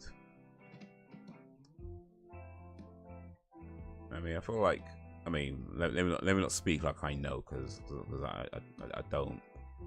But I'd guess for whatever this is worth, if anything, if nothing, then I accept that.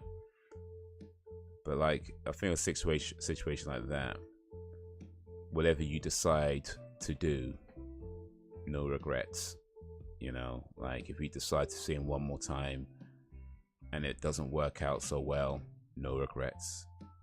If you decide to never see him again, and maybe he has changed or, you know, whatever, but if you decide to never see him again, there's no regrets. Like whatever you do, no matter how it, and however it works out, there's no regrets, you know.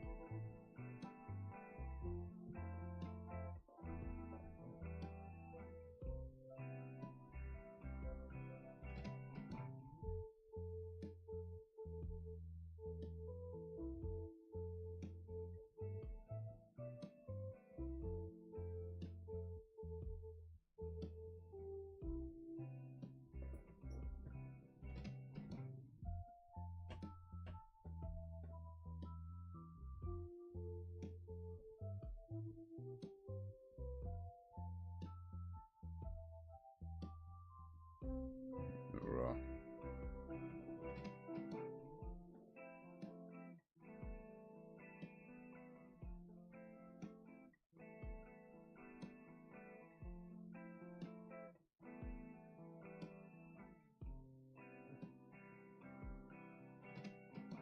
She bad. She all the way bad.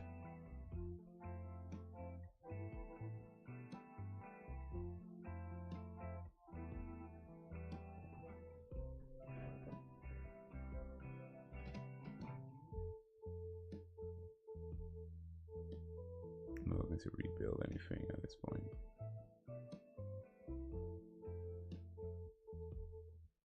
It's not possible. Blah blah. But me wants to say things I never got to say, but then it's like, what's the point? I don't know. Yeah.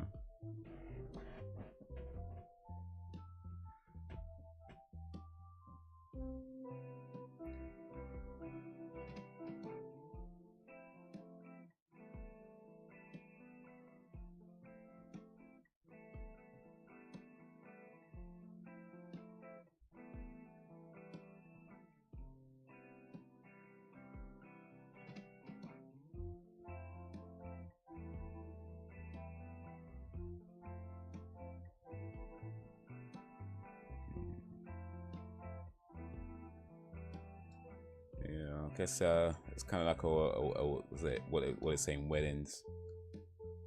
If there's anything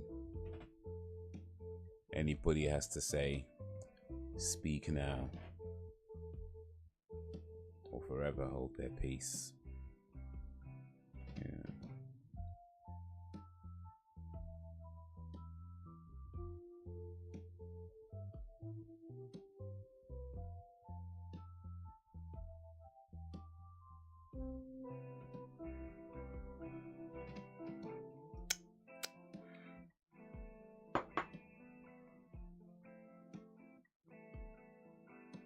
I think part of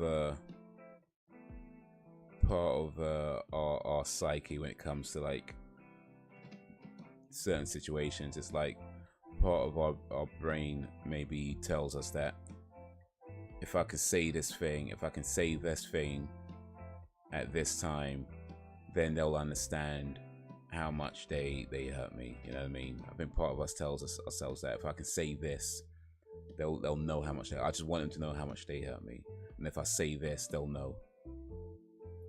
You know.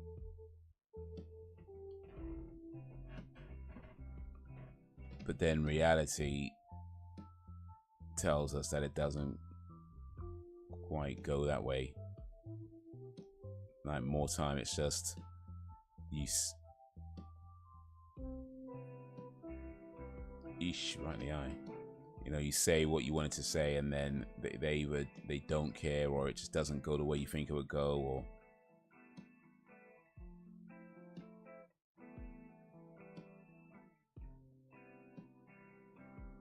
they've got some excuse. They found some way of blaming it on you. Somehow it's your fault. You know, there's no accountability taken. And like you say, it's like, what's the point? And I guess the question really is that, is it better to spare yourself whatever whatever comes of that? Or is it more important to say what you need to say? And well, only you can answer that question.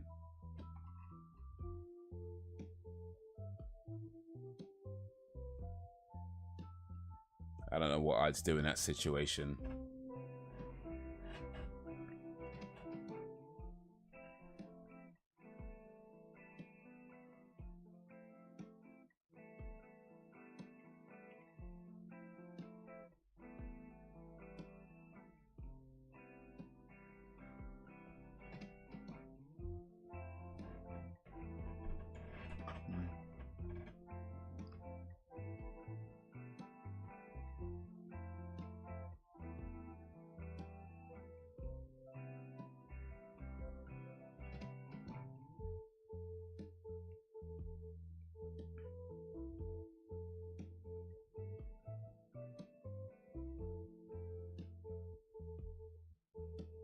Man didn't even duck, you know. Did not even duck.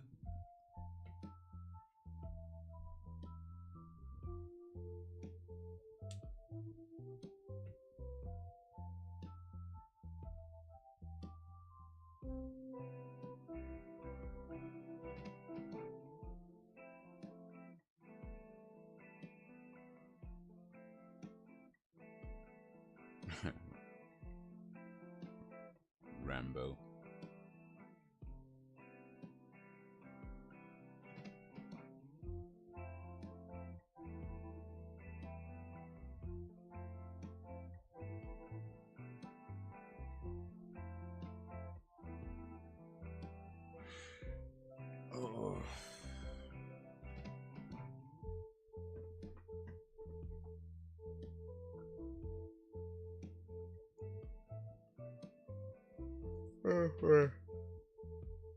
How else this movie got left? Oh, 40 minutes, you know. Flipping out.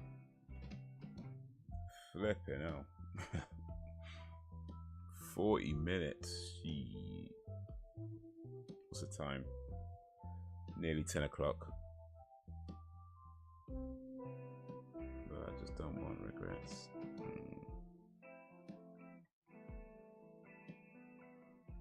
What do you think you'd regret more? Not saying something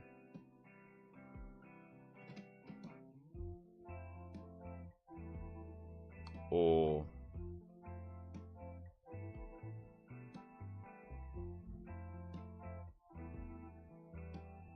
saying something and then it not going so well?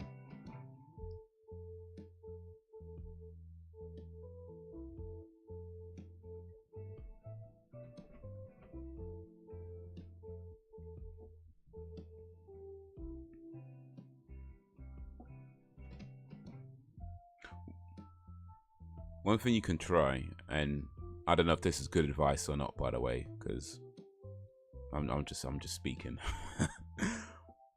But if you do decide to talk to him,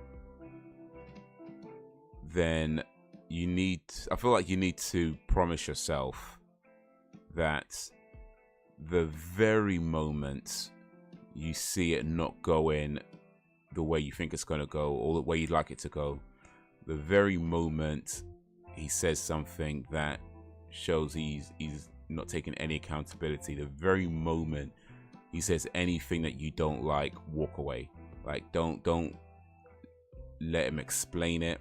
Don't hear him out. You know, don't try to argue with him or to, you know, just the moment it does not go your way, walk away.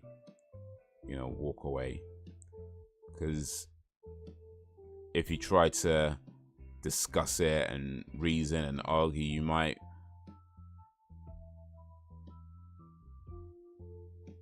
effectively just end up walking into his territory. You end up walking into his territory, and that's not where you want to be. You want to keep it completely on your terms, from beginning to end, completely on your terms.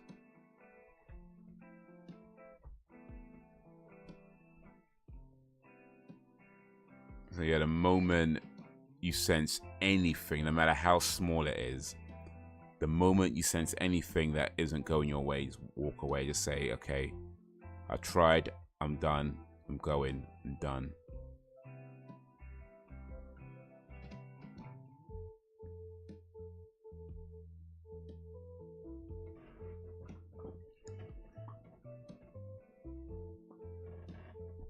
But honestly, if you decide to not speak to him,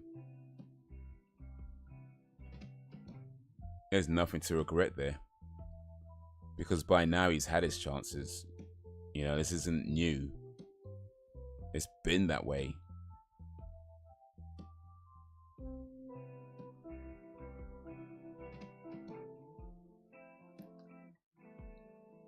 And once you know that you ain't done nothing wrong, nothing to regret. Nothing to regret at all.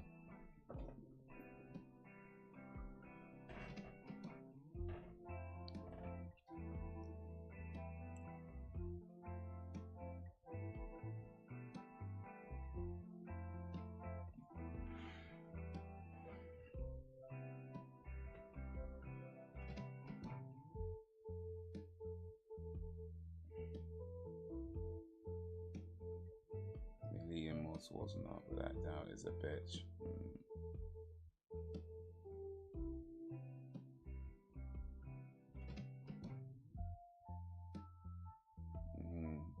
Yeah, I get that.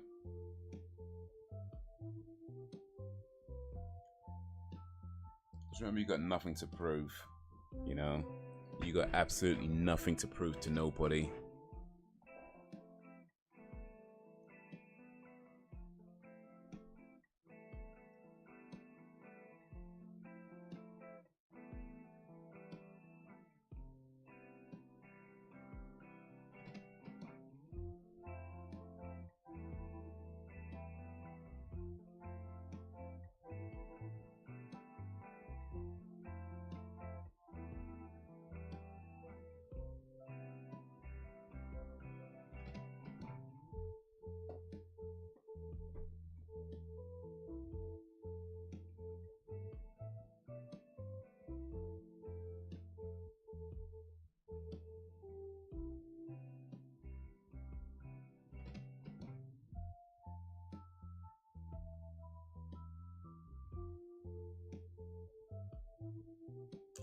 Arnold Schwarzenegger cannot swim. I don't believe that. That man sank. That man sank all the way to the bottom of that lake, river, whatever, water. Yo, what up, Reese? Reese's Pieces in the places.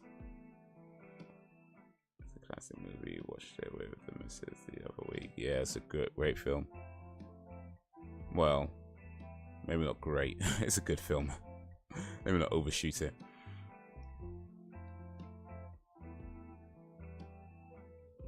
I watched this movie for the first time like years ago, maybe a couple of years after it came out.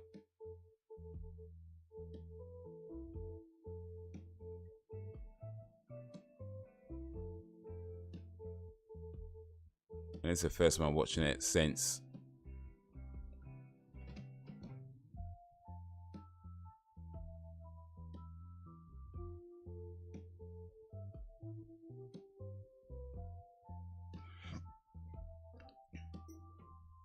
Yeah, how you doing, Reese?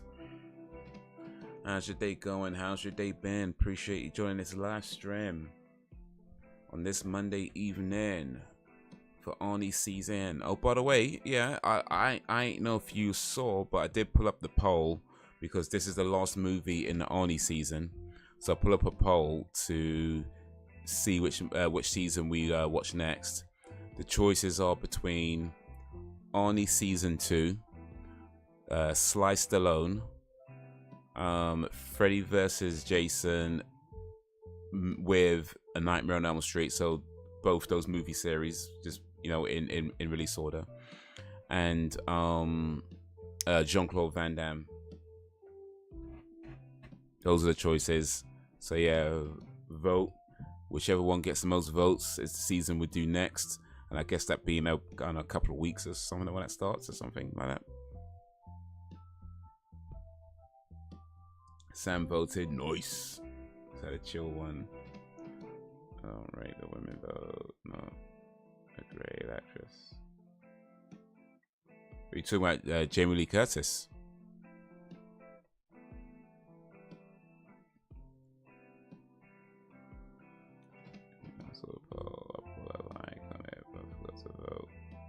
I vote for Stallone. Stallone.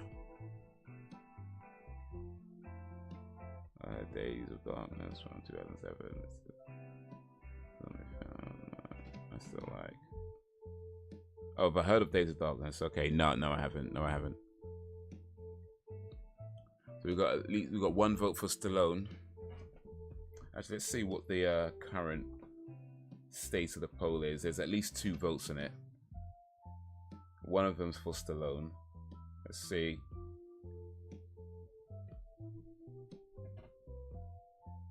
Where the other one is.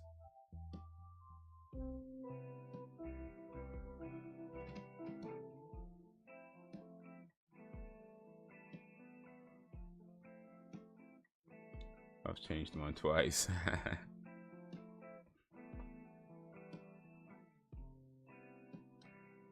Well, to be fair, I feel there's some tough choices in there. I feel there's some tough choices in there. I mean,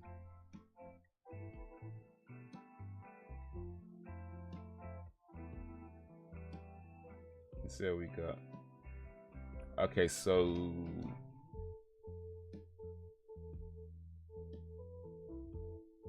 oh wait, so Reese, your vote you haven't actually voted on it yet, but you're saying you will. I guess meant you would vote for Stallone. I see, gotcha. We haven't actually voted on it yet. So the one vote that's actually registered so far is for Friday the 13th with A Nightmare on Elm Street, and I guess that's Sam.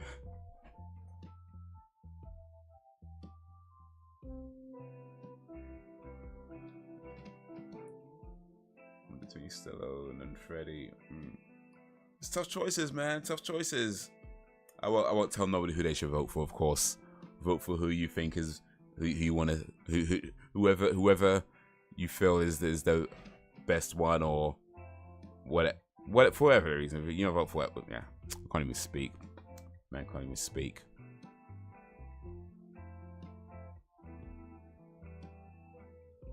But yeah, who do you want? You know what? put it this way. It's a good thing I don't vote. It's a good thing I can't vote on these things, because I'd probably struggle too. I mean, I'll say like only season 2. I'll probably not that. I think only because I feel like from Junior to that period of Arnold Schwarzenegger movies, you know what I mean? They kind of took a dip. Let's be honest. Like his peak was like 80s, early 90s. He has some good movies later on, of course. I ain't saying that, but I felt like in my opinion, they weren't like the classics that he was doing. So I probably won't go with Arnie just for that reason. That being said, it's not a bad option, because there's still some good movies in that period of time. You know, there's still some great films that he did. Yo, what up, Katie? How's your day going? How's your day been? Appreciate you joining this live stream on this Monday evening. You know, Stallone has some great movies during that period of Rocky to Tango and Cash. Van Damme, of course, has some great movies during that time. That was like his peak period, so that's enough. That's a good one. Friday the 13th and The Nightmare on Elm Street. You know what? I feel like those are the movies I'm probably familiar with the least out of those ones. Out of these choices, the Friday the 13th and Nightmare on Elm Street movies, I'll say I'm probably not as familiar with them as the others. I've seen a few here and there, but definitely not all of them, or even most of them.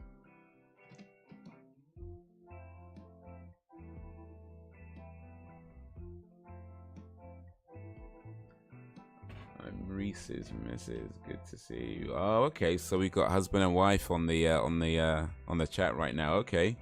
You checking in on him, making sure he's not misbehaving, and making sure he ain't saying nothing bad about you or nothing like that. Is like, sorry, Reese. I won't tell her what you said. I won't tell her. Your secret's safe with me, Reese. I won't tell her that you called her. No, I'm playing. I'm playing, Mrs. Reese. I'm playing.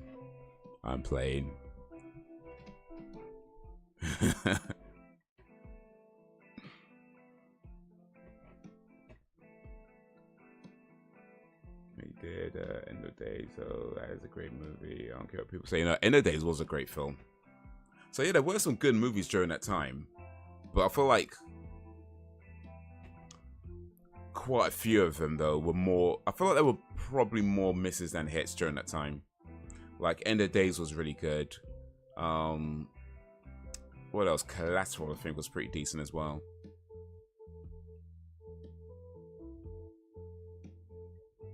But yeah, I feel like the Arnie movies were a little bit more misses than hits during that time. Or I don't know, maybe I'm just misremembering. Maybe it's because it's been so long that I'm kind of, or I just don't have the nostalgia that I do for like the 80s, 90s Arnie movies.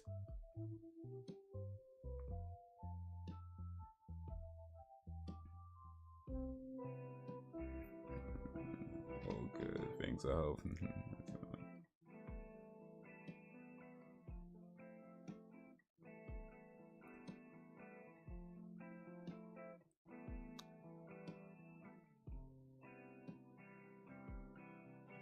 This is the end. Yeah, we're near the end. About 25 minutes left in the movie. Oh, wait. Is that the name of the movie you're talking about? This is the end.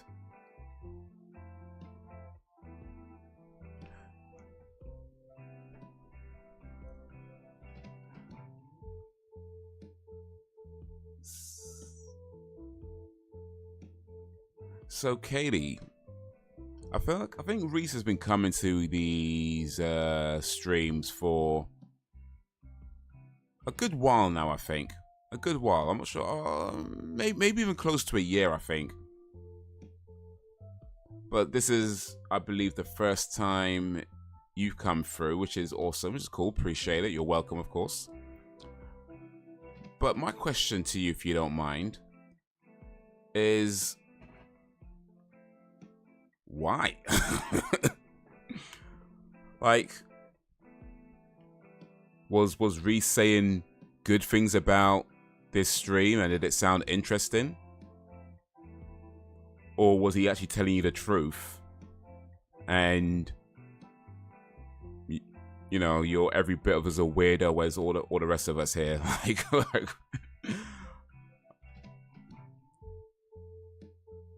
what made you decide to come check the stream out? Oh, she got him. Got her. So yeah, Jamie Lee Curtis did this for real. Did this stunt for real.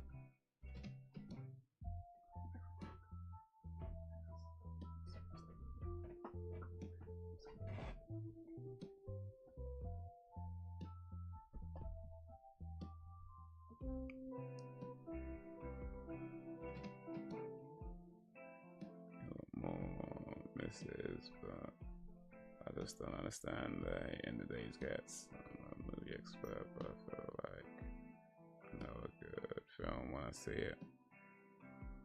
Yeah, no, I enjoyed End of Days. I remember watching that in the cinema when it came out, and then watching it on like DVD, like when it came out.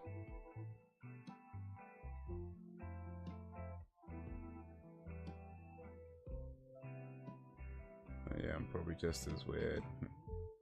I've listened on his phone a few times. Just decided to join today. Awesome.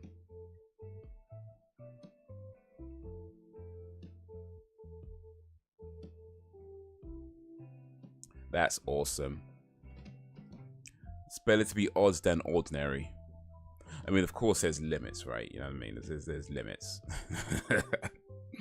You can't be too, you know what I'm saying? But yeah, better to be odds than ordinary.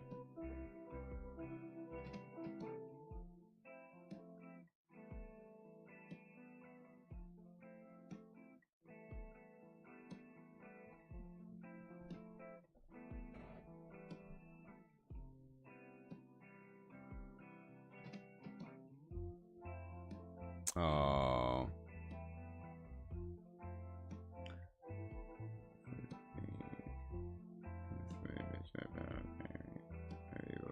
Check out these weirdos. They talk about piss on. It's gonna be a bit abnormal to put up with me. Yeah, not into anything weird. Alright, I have a question for you, Katie. And I'm not going to sugarcoat it. This is probably the most important question anybody will ever ask you in your entire life. And you got to be honest. You got to be honest. In your opinion, is Die Hard a Christmas movie or not?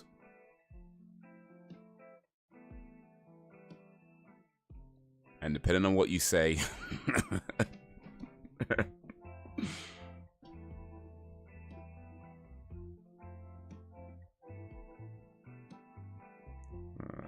no, it's not in my...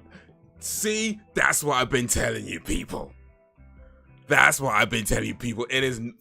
Thank you, Casey. Thank you, Casey, for bringing some sense to this chat. Because we've been missing.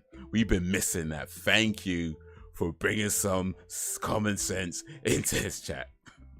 It is not a Christmas movie. That's what I've been saying. You see? You see?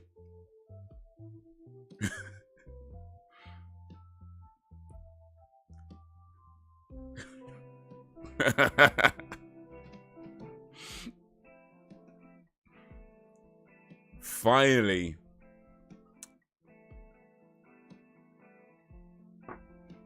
Literally been the only one here saying that. Everyone else everyone else has been like, no, it's a Christmas movie. And I've been like, no, you're wrong. You're wrong. They've all been ganging up on me this whole time. It's not, but now I've got Katie on my side. I'm like, yes, got some backup. I got some backup now.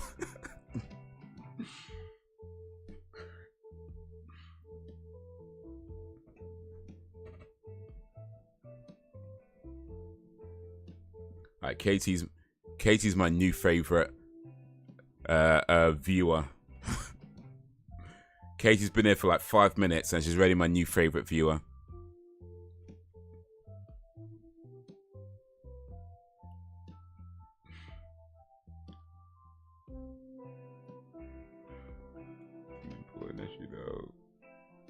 age-old debate.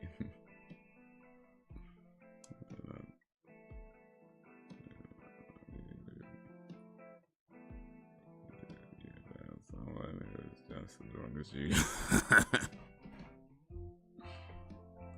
You know what? We may be in the minority, but that don't mean we're wrong. In fact, oftentimes it's the people in the minority that are correct in the end. I'm just saying.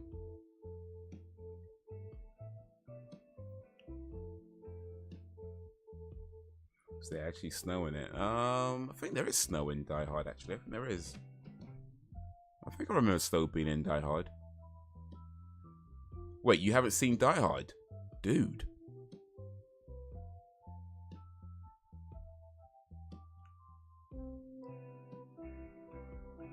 Katie, you staying with this guy? He hasn't seen Die Hard? Like, what's going on? Did you know that before you got together? Like,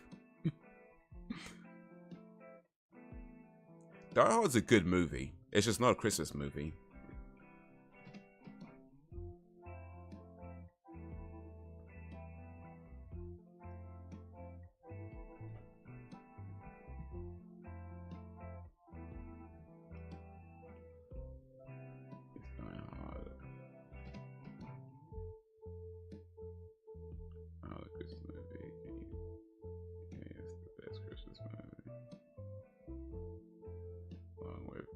Of course.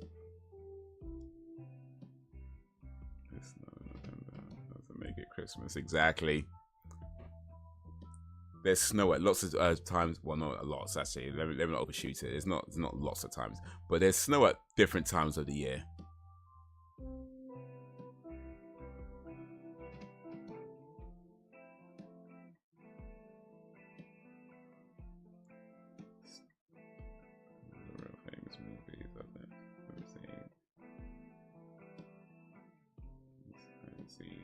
Star Wars movies. Maybe it's snowing. Schindler's List. Maybe that's a family Christmas. I mean, just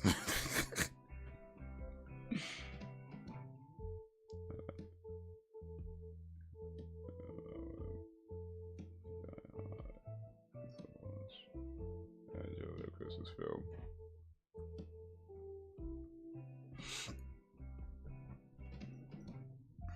Yeah, no, Die Hard's worth seeing. It is a good movie. Definitely worth checking out.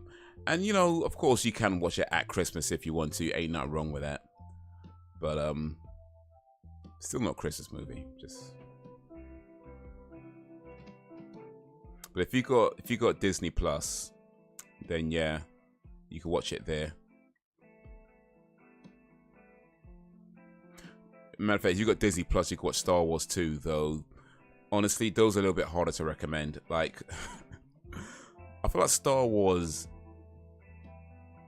is the type of movies I'd only recommend to people who are okay with sitting through hours upon hours of films that, you know, they're not necessarily bad films, but they're also not necessarily good movies either.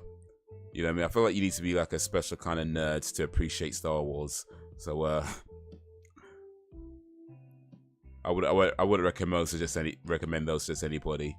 But Die Hard, yeah, you could check out Die Hard. That's worth watching.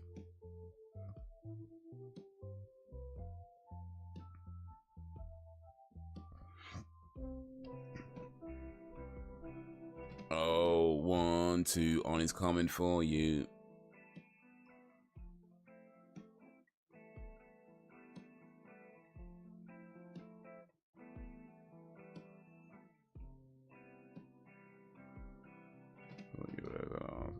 She loves me, or something really deep. You baked it up. That was a deep question. What are you talking about? That's a very important question.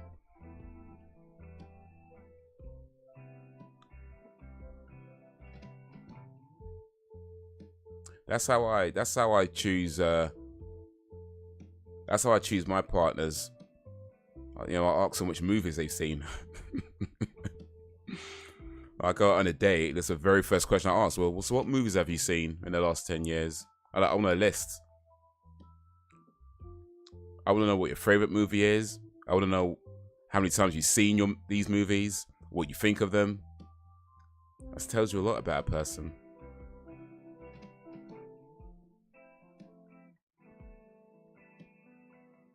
Like if somebody tells me they're like training day, I'm like, nah, it's not gonna work out. This ain't gonna work out. We can just call it here. We can just nah, it's good. It's good.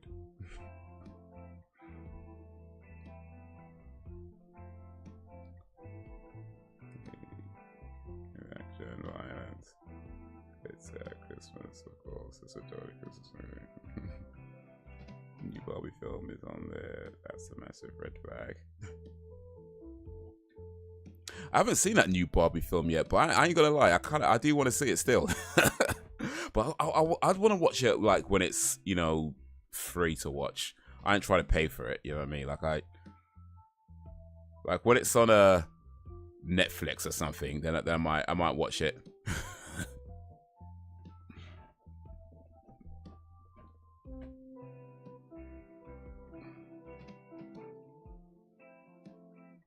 All right, here's a film.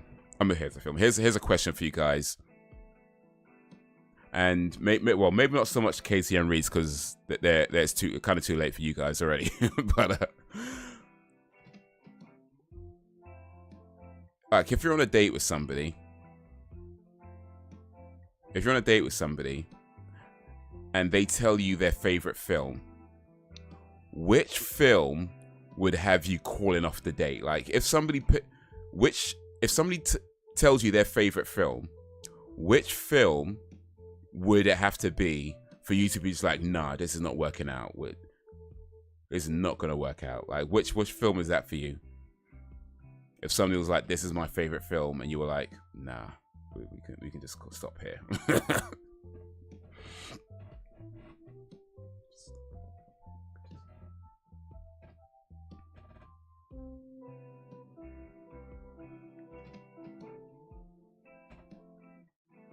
Okay, he likes Bridget Jones. Okay, that's cool. You might like this thing, Kaylee. It's my little piece of bragging right now. I was actually an extra on Bridget Jones 3, and Renee Zellweger gave me a hot water bottle.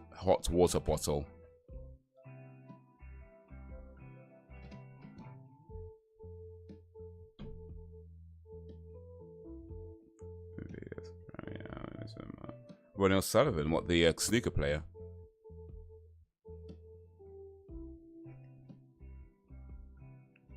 Is it called Wrong Hole? Is it called putting in? No, wait, that don't make no sense. Never mind.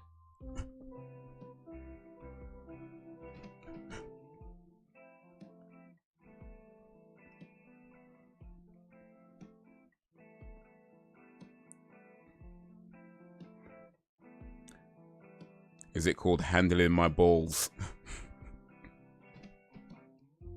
Or better yet, knocking my balls?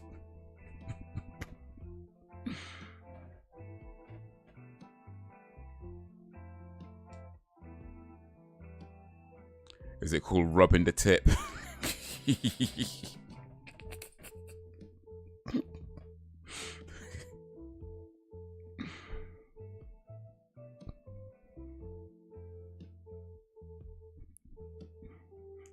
Let me stop. Bridget Jones I love, actually. I just can't. I'm out. My favorite movie is Bridget Jones. All right. We're done here. We're done. Check, please.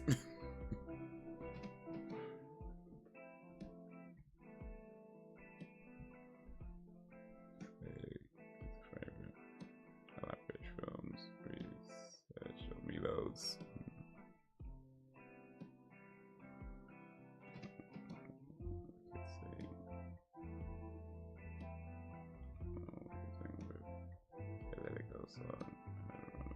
Oh, Frozen. Okay, yeah. You know what? Frozen's pretty good though. I can't lie. Frozen was actually pretty good. I mean, don't get me wrong. I definitely understand how if you're hearing that song over and over again, it's going to get annoying. But the film was actually pretty decent. That and Frozen. Well, Frozen 2 was maybe not so much, but yeah, Frozen's. I can't lie. Frozen was pretty solid.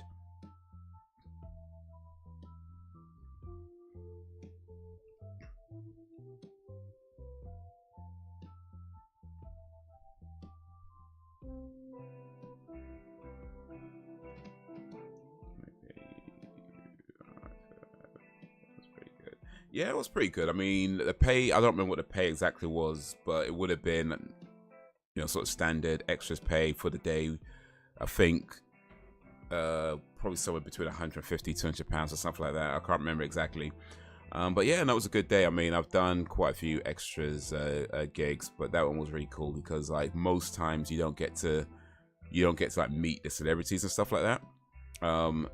So the fact that she like decided to give me a hot water bottle, and I got to speak to her afterwards and just like say thank you and stuff like that, and that was pretty cool. So yeah, I like Renee Zellweger.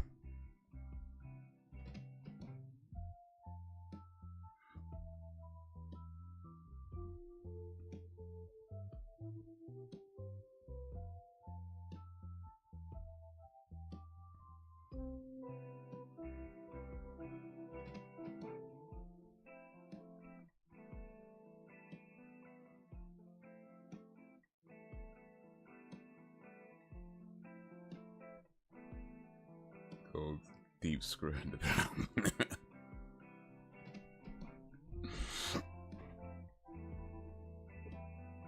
Sink in the pink. Kiss in the pink.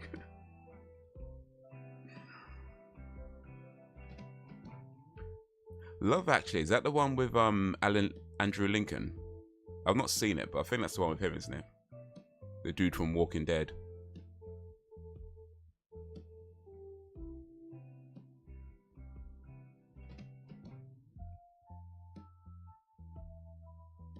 Who's terrified to call me day in any guy's favorite film is Bridget Jones. Any recent films?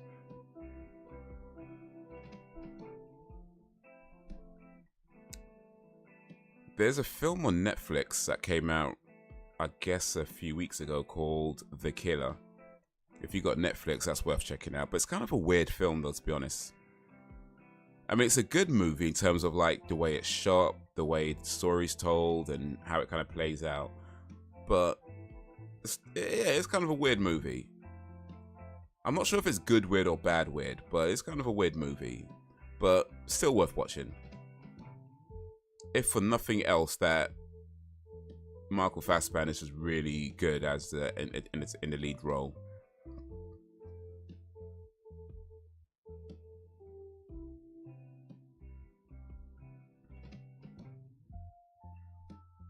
Well, that was True Lies. That was True Lies from 1994? Something like that. Man, not seen this film for a long ass time, and watching it again, granted I probably wasn't paying full attention to it, but still, watching it again, that's pretty cool. Kind of refresh my memory. Eliza Dushku before Buffy the Vampire Slayer. Oh wait, it's not finished yet. Oof, took my headphones too early.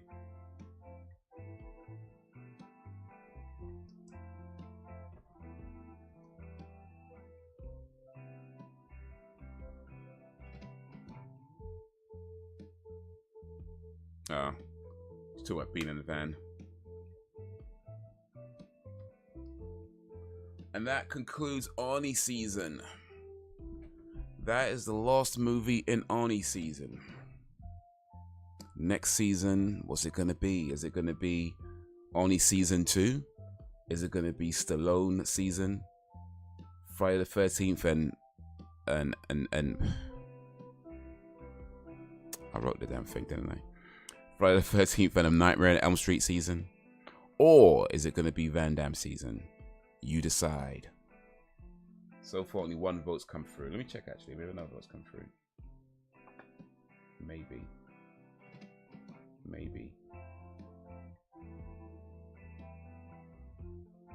Oh, 2 votes have come through. So we got one for Arnie season 2 and one for Friday the 13th and A Nightmare on Elm Street. So 1 vote each so far. But yeah, plenty of time to vote before we decide which season we do next. Next week, however, though, is the 3rd and final of the what are they called again? The thingy family? The freak family? No, that's not right. The freak family? That's not it. The clown family? I forget what they're called. But yeah, the 3rd and final movie in that trilogy of Free from Hell.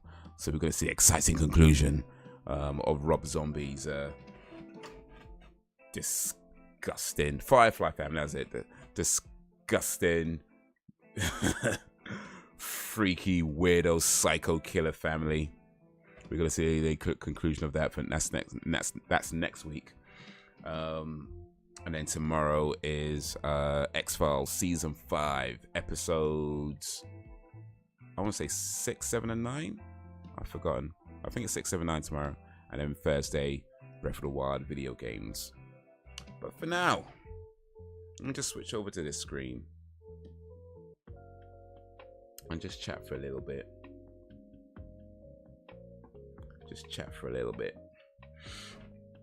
Catch up with the chat, actually. Let's see what we got here.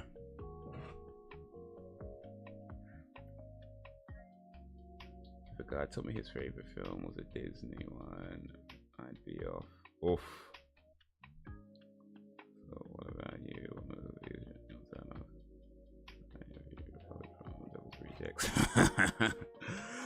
Yeah, I think I've recovered from that. Well, I think I've recovered from it, but then, well, might still be a while before I watch that again, but we'll see. What film was my turn off? Let's see. I feel like, to be fair, I'm probably pretty open to most things. You know, I like films. I'm a film fan. You know, so I like all kinds of different films. You know, even the types of films that most people don't like. You know, I could appreciate those. But if there is a film that would be a turn off or say a red flag,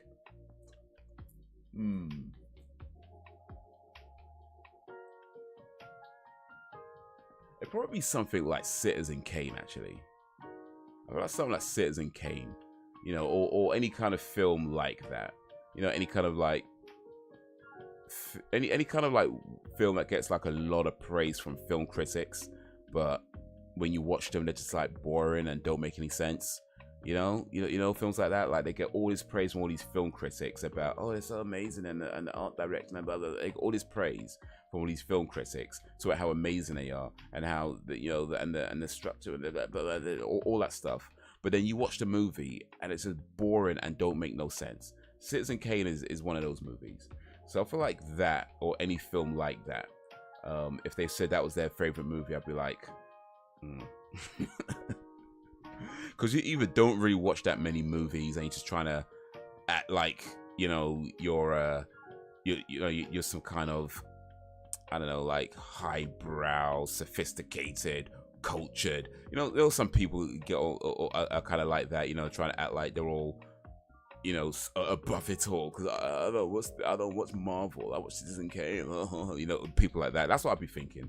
You might be one of those types of people, one of these people that with their head up their ass. You know, so if you tell me your favorite movie is Citizen Kane or any kind of film like that, yeah, you're getting a side eye. You're getting a side eye, like, I don't trust it.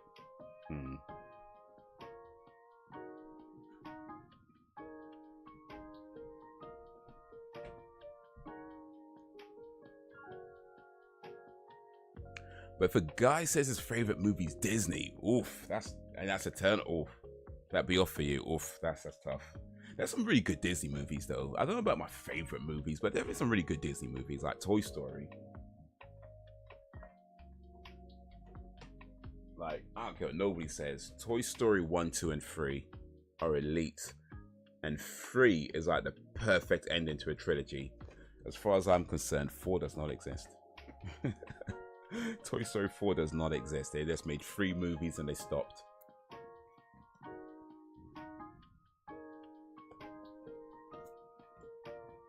Yeah, there is some really good Disney movies out there. Like Encanto was amazing. I don't know if you've seen Encanto, but that was really, really good. I like that.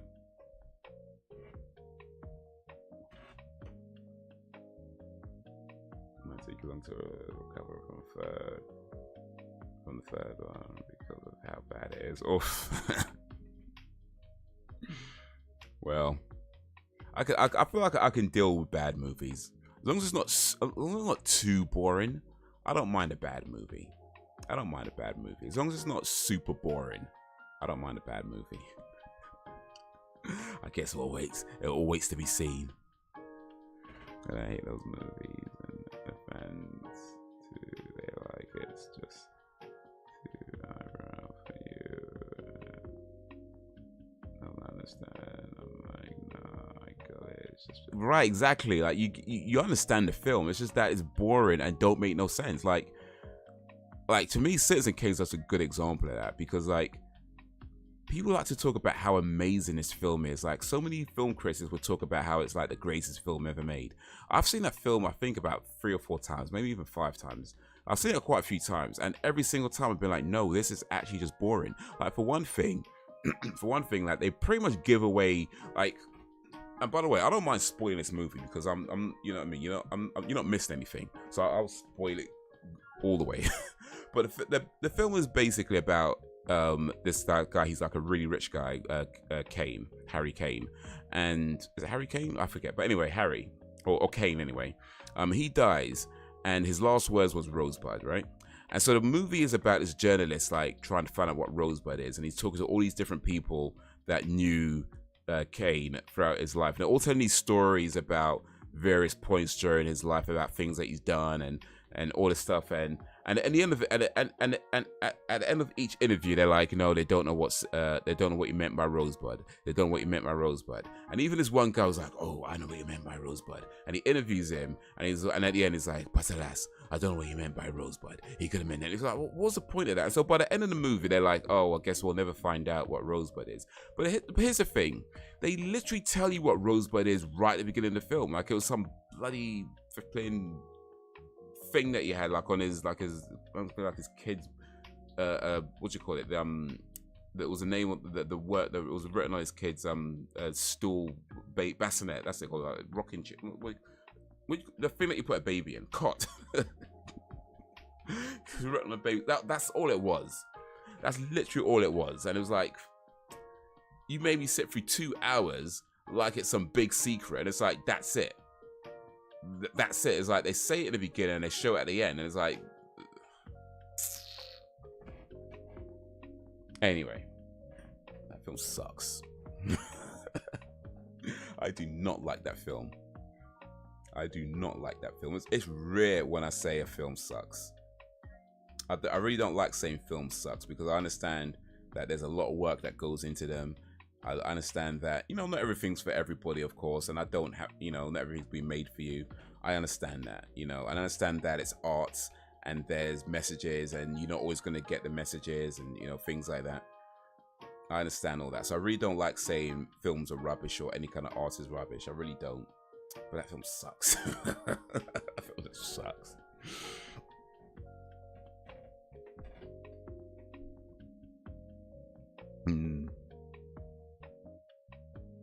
Indeed.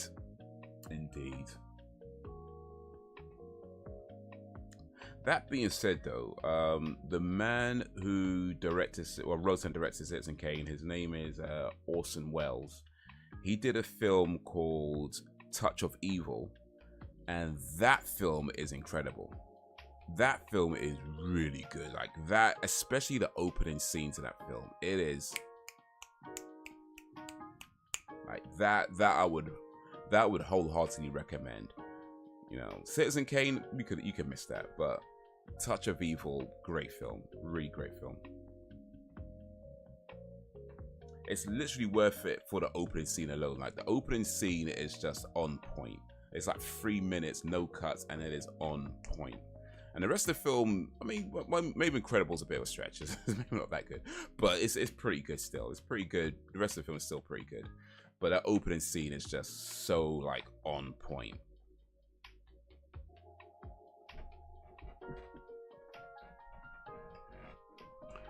Man, Christmas 2019 really sucks. It's horrible. It's absolutely horrible. Oof. Black Christmas. Yeah.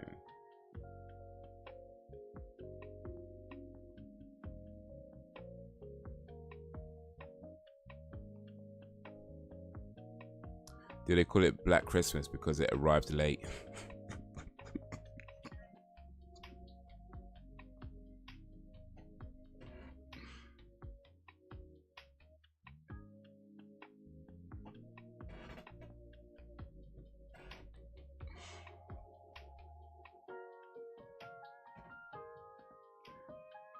They call it Black Christmas because they made Mama do all the cooking.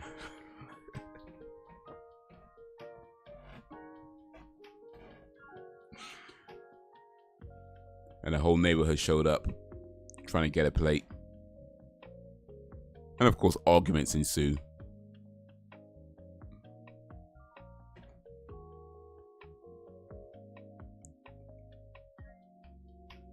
That weird uncle shows up.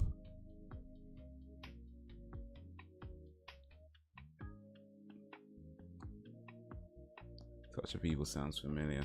Yeah, it's a pretty, well, I don't know how famous it is, but I don't think it's his, I mean, to my mind, I don't think it's amongst his most famous films. But I guess it's certainly, it's not unpopular, I suppose, but yeah. A Touch. Oof, that's the wrong one. A Touch of Evil. 1958 that film was made.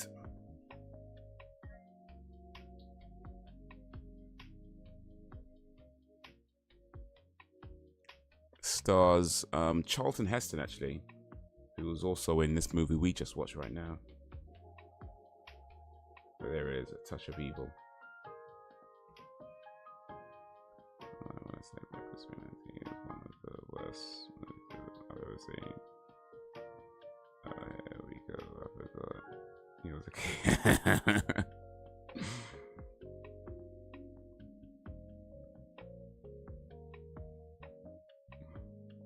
Well, I'm not the leader yet.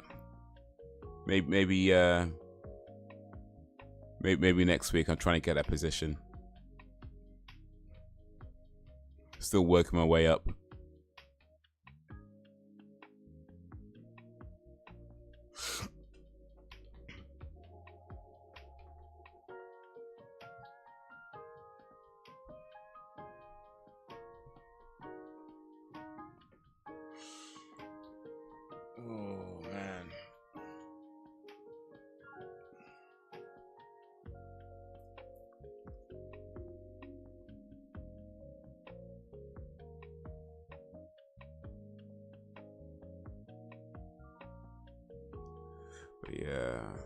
I've actually been, speaking of Disney movies, by the way, I've actually been watching quite a few Disney princess movies lately.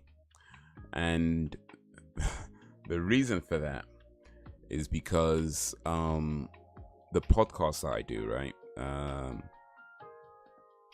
Celeste Orchid, who joins me on the podcast every so often, she had the idea. She's really into, like, you know, a Disney princess. You know, she does the cosplays and things like that, right? And so her idea was like to talk about Disney princess movies. And I was like, all right, cool, I'm down with that. But of course, I haven't really seen that many. So lately, yeah, I've been watching quite a few of the old school Disney princess movies, like Snow White, Sleeping Beauty, Seven Dwarfs? No, that's Snow White and Seven Dwarfs. What else was there? Cinderella, The Little Mermaid. I just watched the Aladdin, though technically that's not a princess movie. Also The Princess and the Frog, which was a bit more recent. That one I've seen before, though. But there's quite a lot of Disney princess movies. There's actually loads. But yeah, I've been watching quite a few of them, especially like the old school ones, to try and prepare myself to actually talk about them on a podcast with her. And you know what? There's well, put it this way, a lot has changed over the years. A lot has changed over the years. Like, raw. It was a different time back then, man. It was a different time. Taking out Brax, okay, there, exactly. Brax, the secret leader. Well, I might have to take out bloody hell. I'll get there, or maybe I won't. It would have been fun if I said it without stuttering. Still haven't thought of the name yet. Jacob. I might have to take up Jacob as well. I think he might be going for that position too. I've got to take out Brax, got to take out Jacob. It's not funny anymore. It wasn't funny to begin with, actually.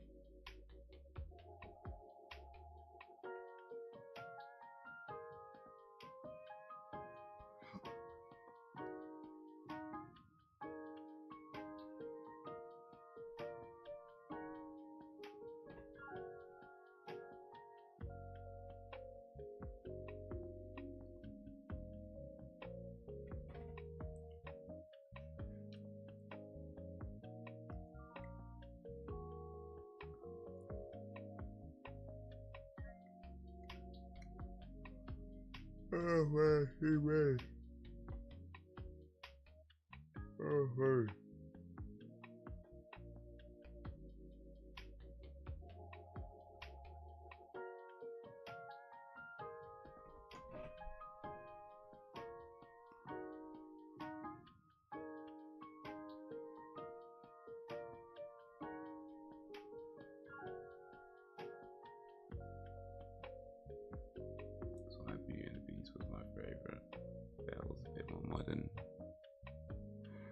Beauty and the Beast. I think I've actually, I don't think I have. I can't remember if I've seen Beauty and the Beast before. I remember there was not the Disney one, at least anyway. I know there was a TV show back in the day called Beauty and the Beast. I remember watching some of that at one time, but don't think I ever did see the Disney Beauty and the Beast. But yeah, that is on the list of movies to watch, of Disney movies to watch. Beauty and the Beast, Moana. I forgot what else was on the list actually. But yeah, there's a few. There's a lot. There's so many.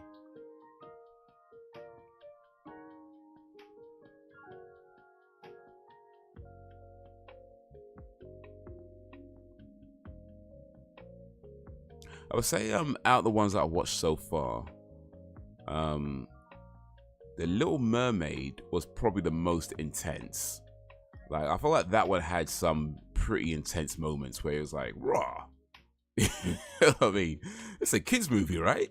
It got pretty intense at times. I was like, okay. But that was like 1990, so I guess they changed their storytelling style a little bit by then. I really liked Princess and the Frog. I thought that was really cool, but that one I'd seen before, so I already knew about that movie. But that was still a pretty cool film, and kind of a different take on the whole kind of frog princess thing. Although it didn't really make sense when I watched this again, because I was kind of like, wait a minute. Mama Odie said that in order to break the spell, he had to kiss a princess before midnight, right? And as he was trying to kiss Charlotte, because she was like princess of the Mardi Gras, but because it was after midnight, it didn't work. And then they were like, okay, well, we're gonna stay frogs then. And so he marries Tiana as a frog, and then kisses Tiana as a frog, and then they turn back to humans. And they're like, oh, because now that she's married to him, she becomes a princess, and it breaks the spell. But it's like, but wait a minute, it's still after midnight though. Like, that was the thing. Like, he had to kiss the princess before midnight, and that was way after midnight by the time he kisses Tiana. So it's like that. No, you should still be frogs. You should still be frogs. You know what I mean? Like, you did not abide by the rules that were set out.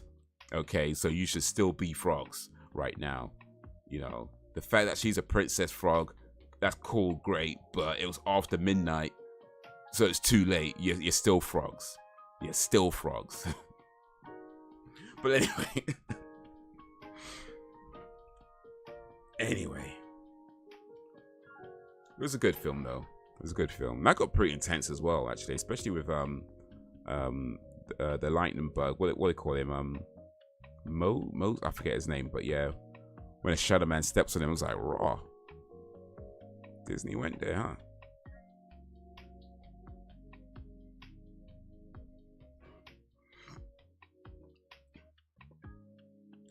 But Teresa, Disney can get pretty intense at times, though.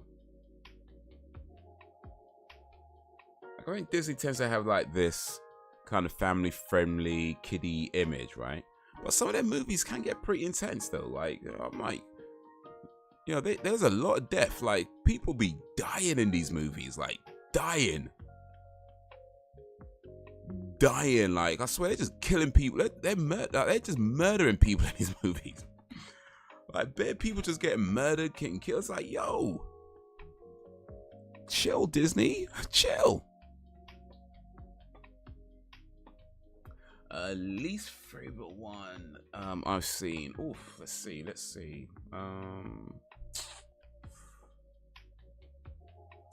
Least favorite. Probably I'll say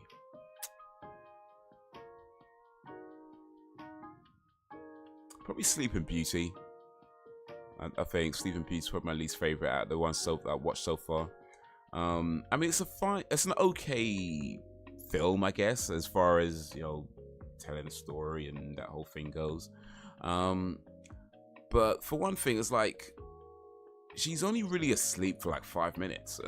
You know, by the time she pricks her finger on the spinning wheel and falls asleep, it's like 5 minutes. It's supposed to be like, you know, she's, you know, the curse is that she sleeps forever, whatever. But it's literally about 4 or 5 minutes of the film before she gets woken up again. So it's like, why is this movie called Sleeping Beauty? She does not spend that much time sleeping.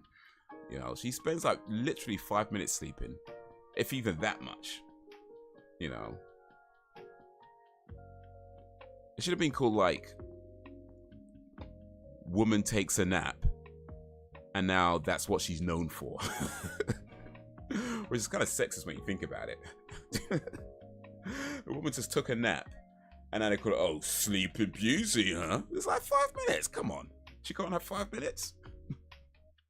Girl can't have 5 minute nap. It's like, you can't have 5 minutes, and now you're Sleeping Beauty. It's like, bruh, she was awake the whole time. It's like 5 minute nap, and it's like, oh, Sleeping Beauty. It's like, nah.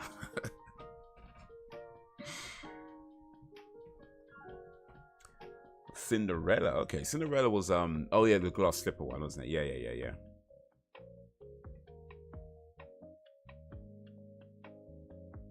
With the evil, maybe not evil. That's a bit of a stretch, but certainly cruel. The cruel stepsisters and the cruel stepmother. But that was dumb though. Like, with the way he, like, this dude was like, oh, I'm gonna marry the woman whose foot fits this shoe. It's like, well, and I think they mentioned this in the movie as well. Like, anybody's foot might fit that shoe. Like, you don't know. That is no way to choose a bride. If your foot fits in this shoe, I'm gonna marry you. Like, I guess it's lucky he got Cinderella. Like, she's the nice girl, whatever. But what if the Cinderella has the same shoe size as some, you know, toxic bitch? Like, I mean, like, you don't know. You don't know.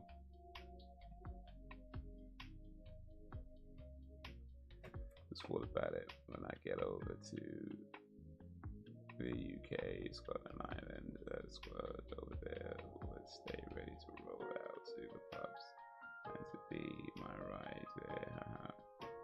Scotland, Irish. Well, you won't have a ride there because if you're going to the pubs, nobody's driving, so there is that. You're getting cabs, and yeah. Scots, Irish, even some people down in London, like, there's a big drinking culture. But yeah, Scots, Irish, bruh. I don't know what your normal level of alcohol intake is, but if I was a betting man, I'd say it's nowhere near the level of the average Scot or Irishman. So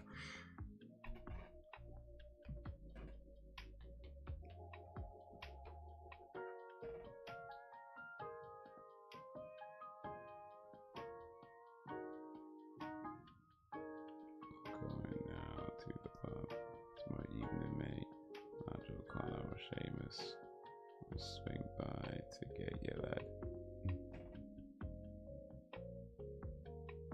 Reminding Howard and Goldilocks. Oh, I need to add those to the list as well. I forgot about Little Red Riding Hood. Wait, is that even is that a Disney movie? Wait, is Little Red Riding Hood a princess?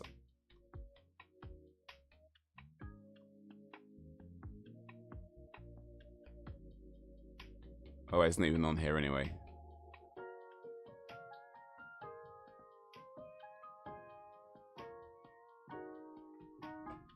Goldilocks. Was Goldilocks a princess?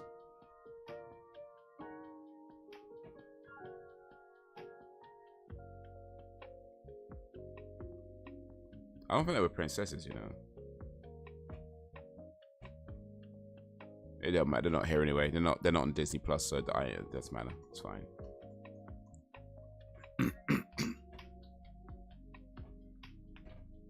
Oh, she isn't. Yeah, it's cool. I don't have to watch them anyway. If they're not princesses, I ain't gonna watch them. Only watching princess movies.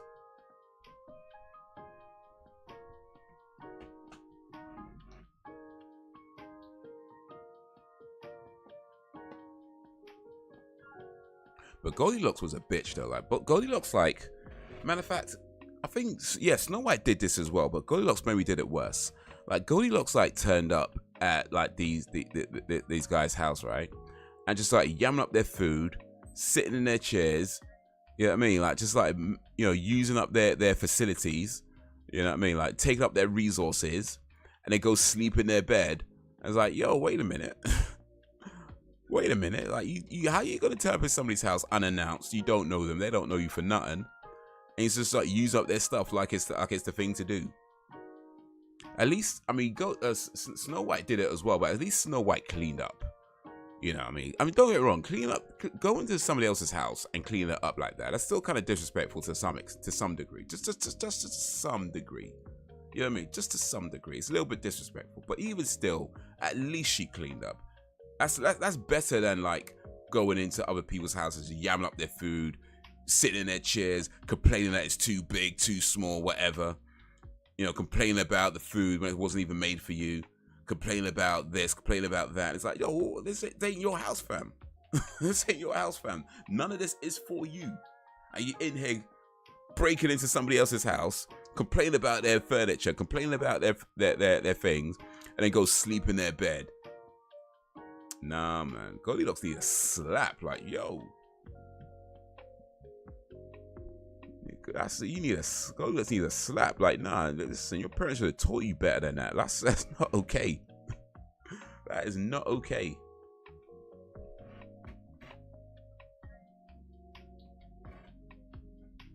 Hansel and Gretel. Yeah, that was the one with, the witch, where they leave a trail of breadcrumbs to find their way home or something.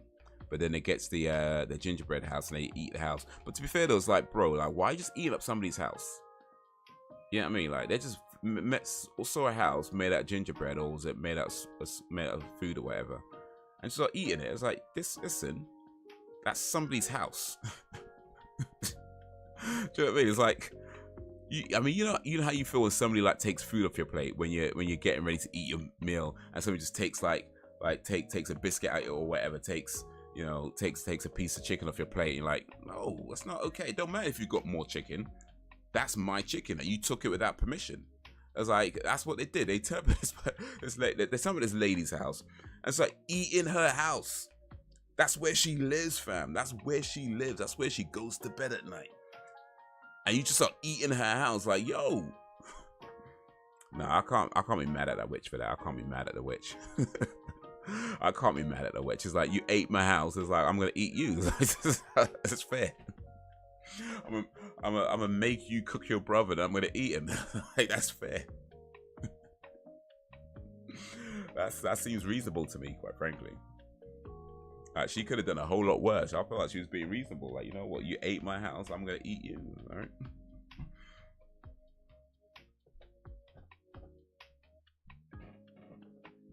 Yeah, folks. So stay ready. And right, shut down.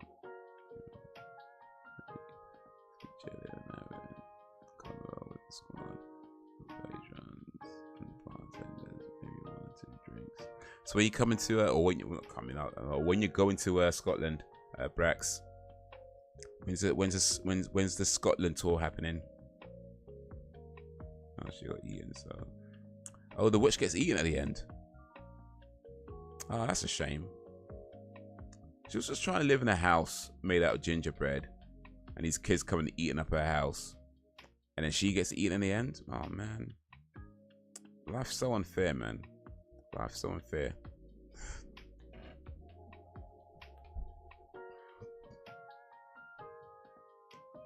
No drink. The bartenders will just give me water and be like, it's great that you rarely even drink, especially not like. I'm just gonna keep it like that. Braxton, I can all but guarantee you no bartender would ever say that to you. If you go to a bar and you're just asking for water, I mean, they'll give you the water because it's like legal requirements or whatever. They'll give it to you, but they're not gonna be like, oh, it's so good that no, ain't no bartender gonna be happy with the fact that you're drinking water. None. I don't know what it's like over in the Americas, but I can all but guarantee you not a single bartender would ever be happy that you're just asking for water. Like, you could ask for orange juice, you could ask for lemonade, you could ask for any number of non-alcoholic beverages and they'd be fine with that. But if you're just asking for water, bruh. Unless you're buying the bottled water out of the fridge. Maybe. Other than that, it's like, nah, like.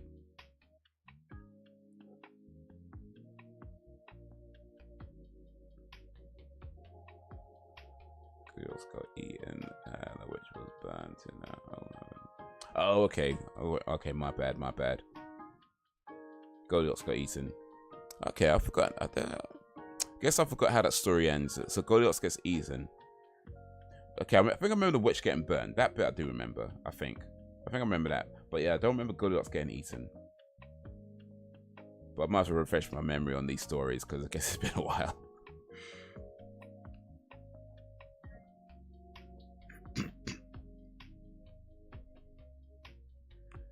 Alright, taking a detour in Goldilocks. Messing with Ish that ate hers, exactly. But if she gets eaten in the end, then cool. I'm okay with that. That's fair. That's fair. So she ate their food, they ate her. Like, that's fair. That's a happy ending, quite frankly.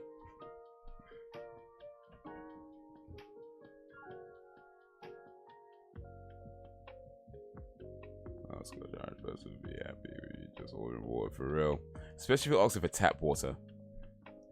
If you're just asking for tap water, it's like, nah, come on, man. I mean, they'll give it to you because, like I said, I think it's a legal requirement that if you ask for tap water, they have to give it to you. I think it's a legal requirement. I might have to double check that to be sure, but I'm sure I heard something. It's a legal requirement they have to give you if you ask for tap water. But you can't charge for tap water. That's the thing. So if you're just asking for tap water and you just kind of sitting there drinking the tap water for free, and they have to serve you, which means they can't serve other people who are paying for stuff, bruh, they ain't gonna be happy with that. They'll do it, but they ain't gonna be smiling at you, talking about, oh yeah, it's so great that you know.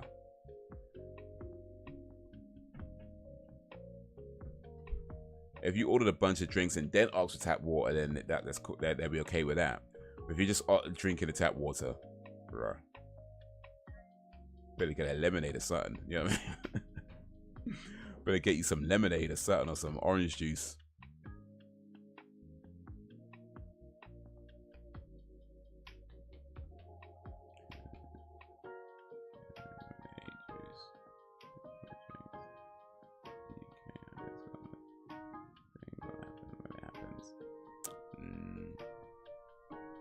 It will happen when it happens. That means it's not happening, by the way, just so you know. That just means it's not happening. Failing to plan is planning to fail. If it's something that you really want to do, yeah, start planning, man, because like you're gonna need to save money for the trip. You're gonna need to save money to, for the plane tickets, the hotels, things like that. for money when you're here. And by the way, especially if you plan on coming to London, bro, you're gonna need money. Ain't nothing cheap in, well, that's not true, but most things are not cheap in London. So if you plan on coming to London at any time, then you best start saving like 5 years ago, because barely anything is cheap around here. So yeah, if you're serious about wanting to come out to the UK, Scotland, Ireland, or anywhere, you best start making the plans now. Like, write some stuff down, figure out how much money you need to save, and start saving. Put some money aside, set up maybe a separate account or a separate pot or whatever, and put some money aside for it. But if you're just gonna say, what happens when it happens, bro, most likely it ain't gonna happen at all. Because especially trips to like the UK, like, things are expensive here, dude. Things are expensive. You know, that's not exaggeration. It is literally, like, London is literally one of the most expensive cities in the world. There's no exaggeration in that. So yeah, you best be planning exactly how and when you wanna do it. Otherwise, 99% it ain't happening.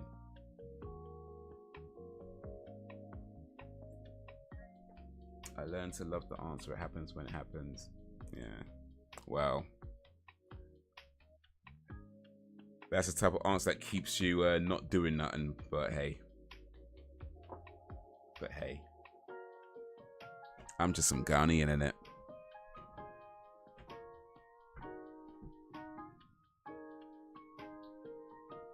Passports in the air, ain't cheap in the US, ain't new to me. Then you already know then. Then you already know.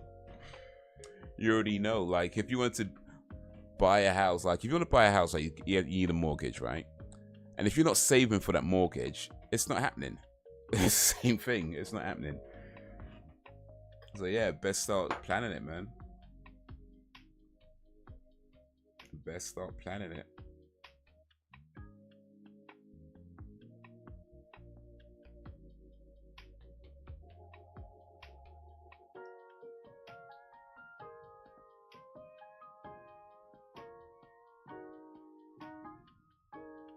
I mean, if it's things that, I'll say in all honesty though, like, for real, if it's things that you don't really care that much about, then it is what it is, or it happens when it happens. That's fine for that kind of stuff.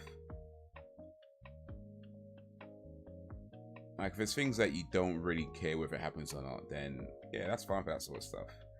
But if you do care about it, like if you do actually want to do it, then yeah, best start planning. But if it, I mean, at the end of the day, it's up to you, of course. I mean, I ain't trying to tell you what to do with your life, but I'm just saying that if it is something that you actually want to do, yeah, best start planning. If it's something you don't really care that much about, then it's like whatever, right? It happens when it happens, if it happens at all.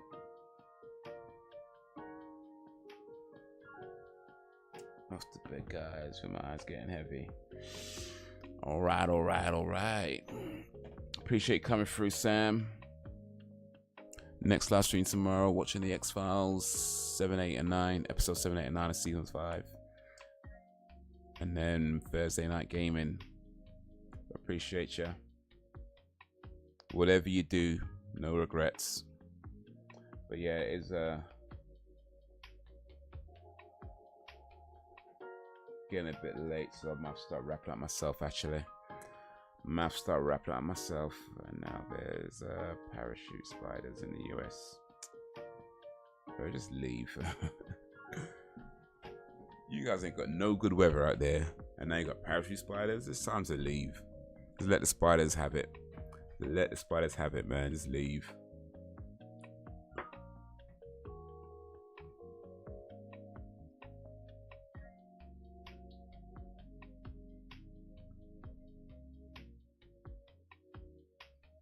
Just leave. Parachute spiders and all that, bruh. And you got all them like typhoon weathers and all that. Was it I mean, I don't even know, you know, like, but all them weather things you've been talking about, hurricanes and all that, and everything else that got going on there. Now you got parachute spiders, bro. Just leave. It's time to just pack up your bags and leave. Let them have it. Just let them have it.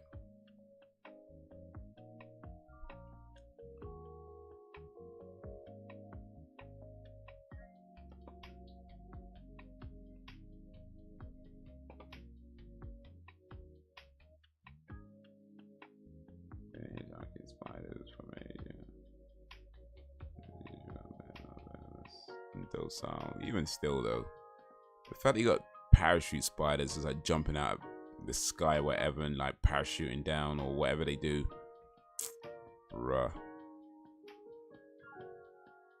500 eggs, but it's time to leave, man. It is time to leave.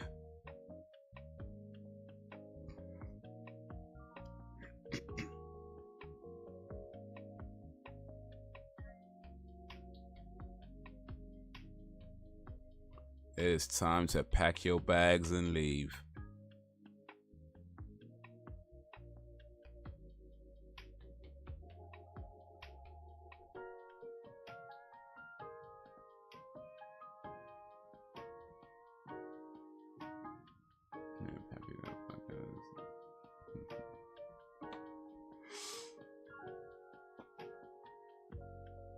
Where would you live, Brax? If you had to move out of America, if you had to move out of America, which country would you want to live in?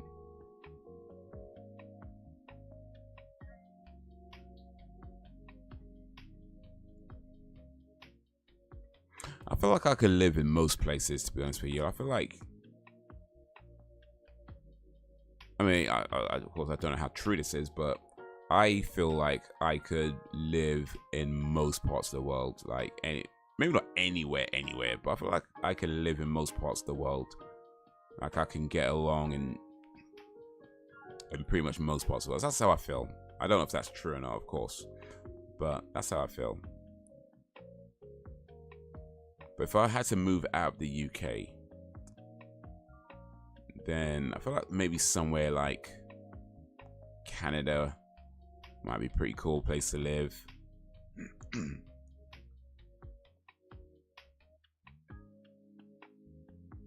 Or maybe somewhere that's like that super chill, like I don't know, like Bali or something, is it? I ain't never been there, but it just looks super chill.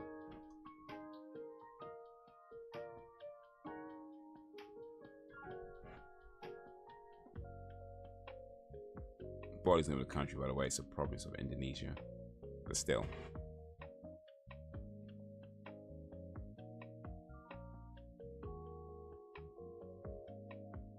You know, we just wake up, you know, we go fishing or something, bring back your catch for the day, fry it up, have a chat with like your friends, neighbors, whatever. Go to bed. Well, eat your fish, of course, and go to bed. What's that song? And I fish, I play my guitar. Yeah, man. Just chill.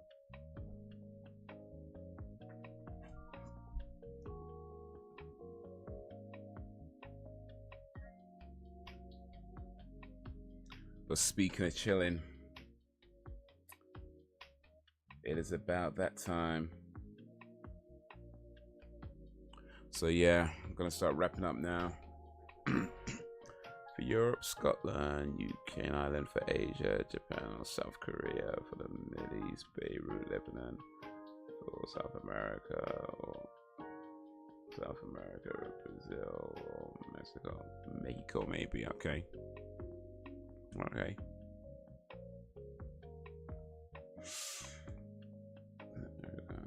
Nigeria. Nice.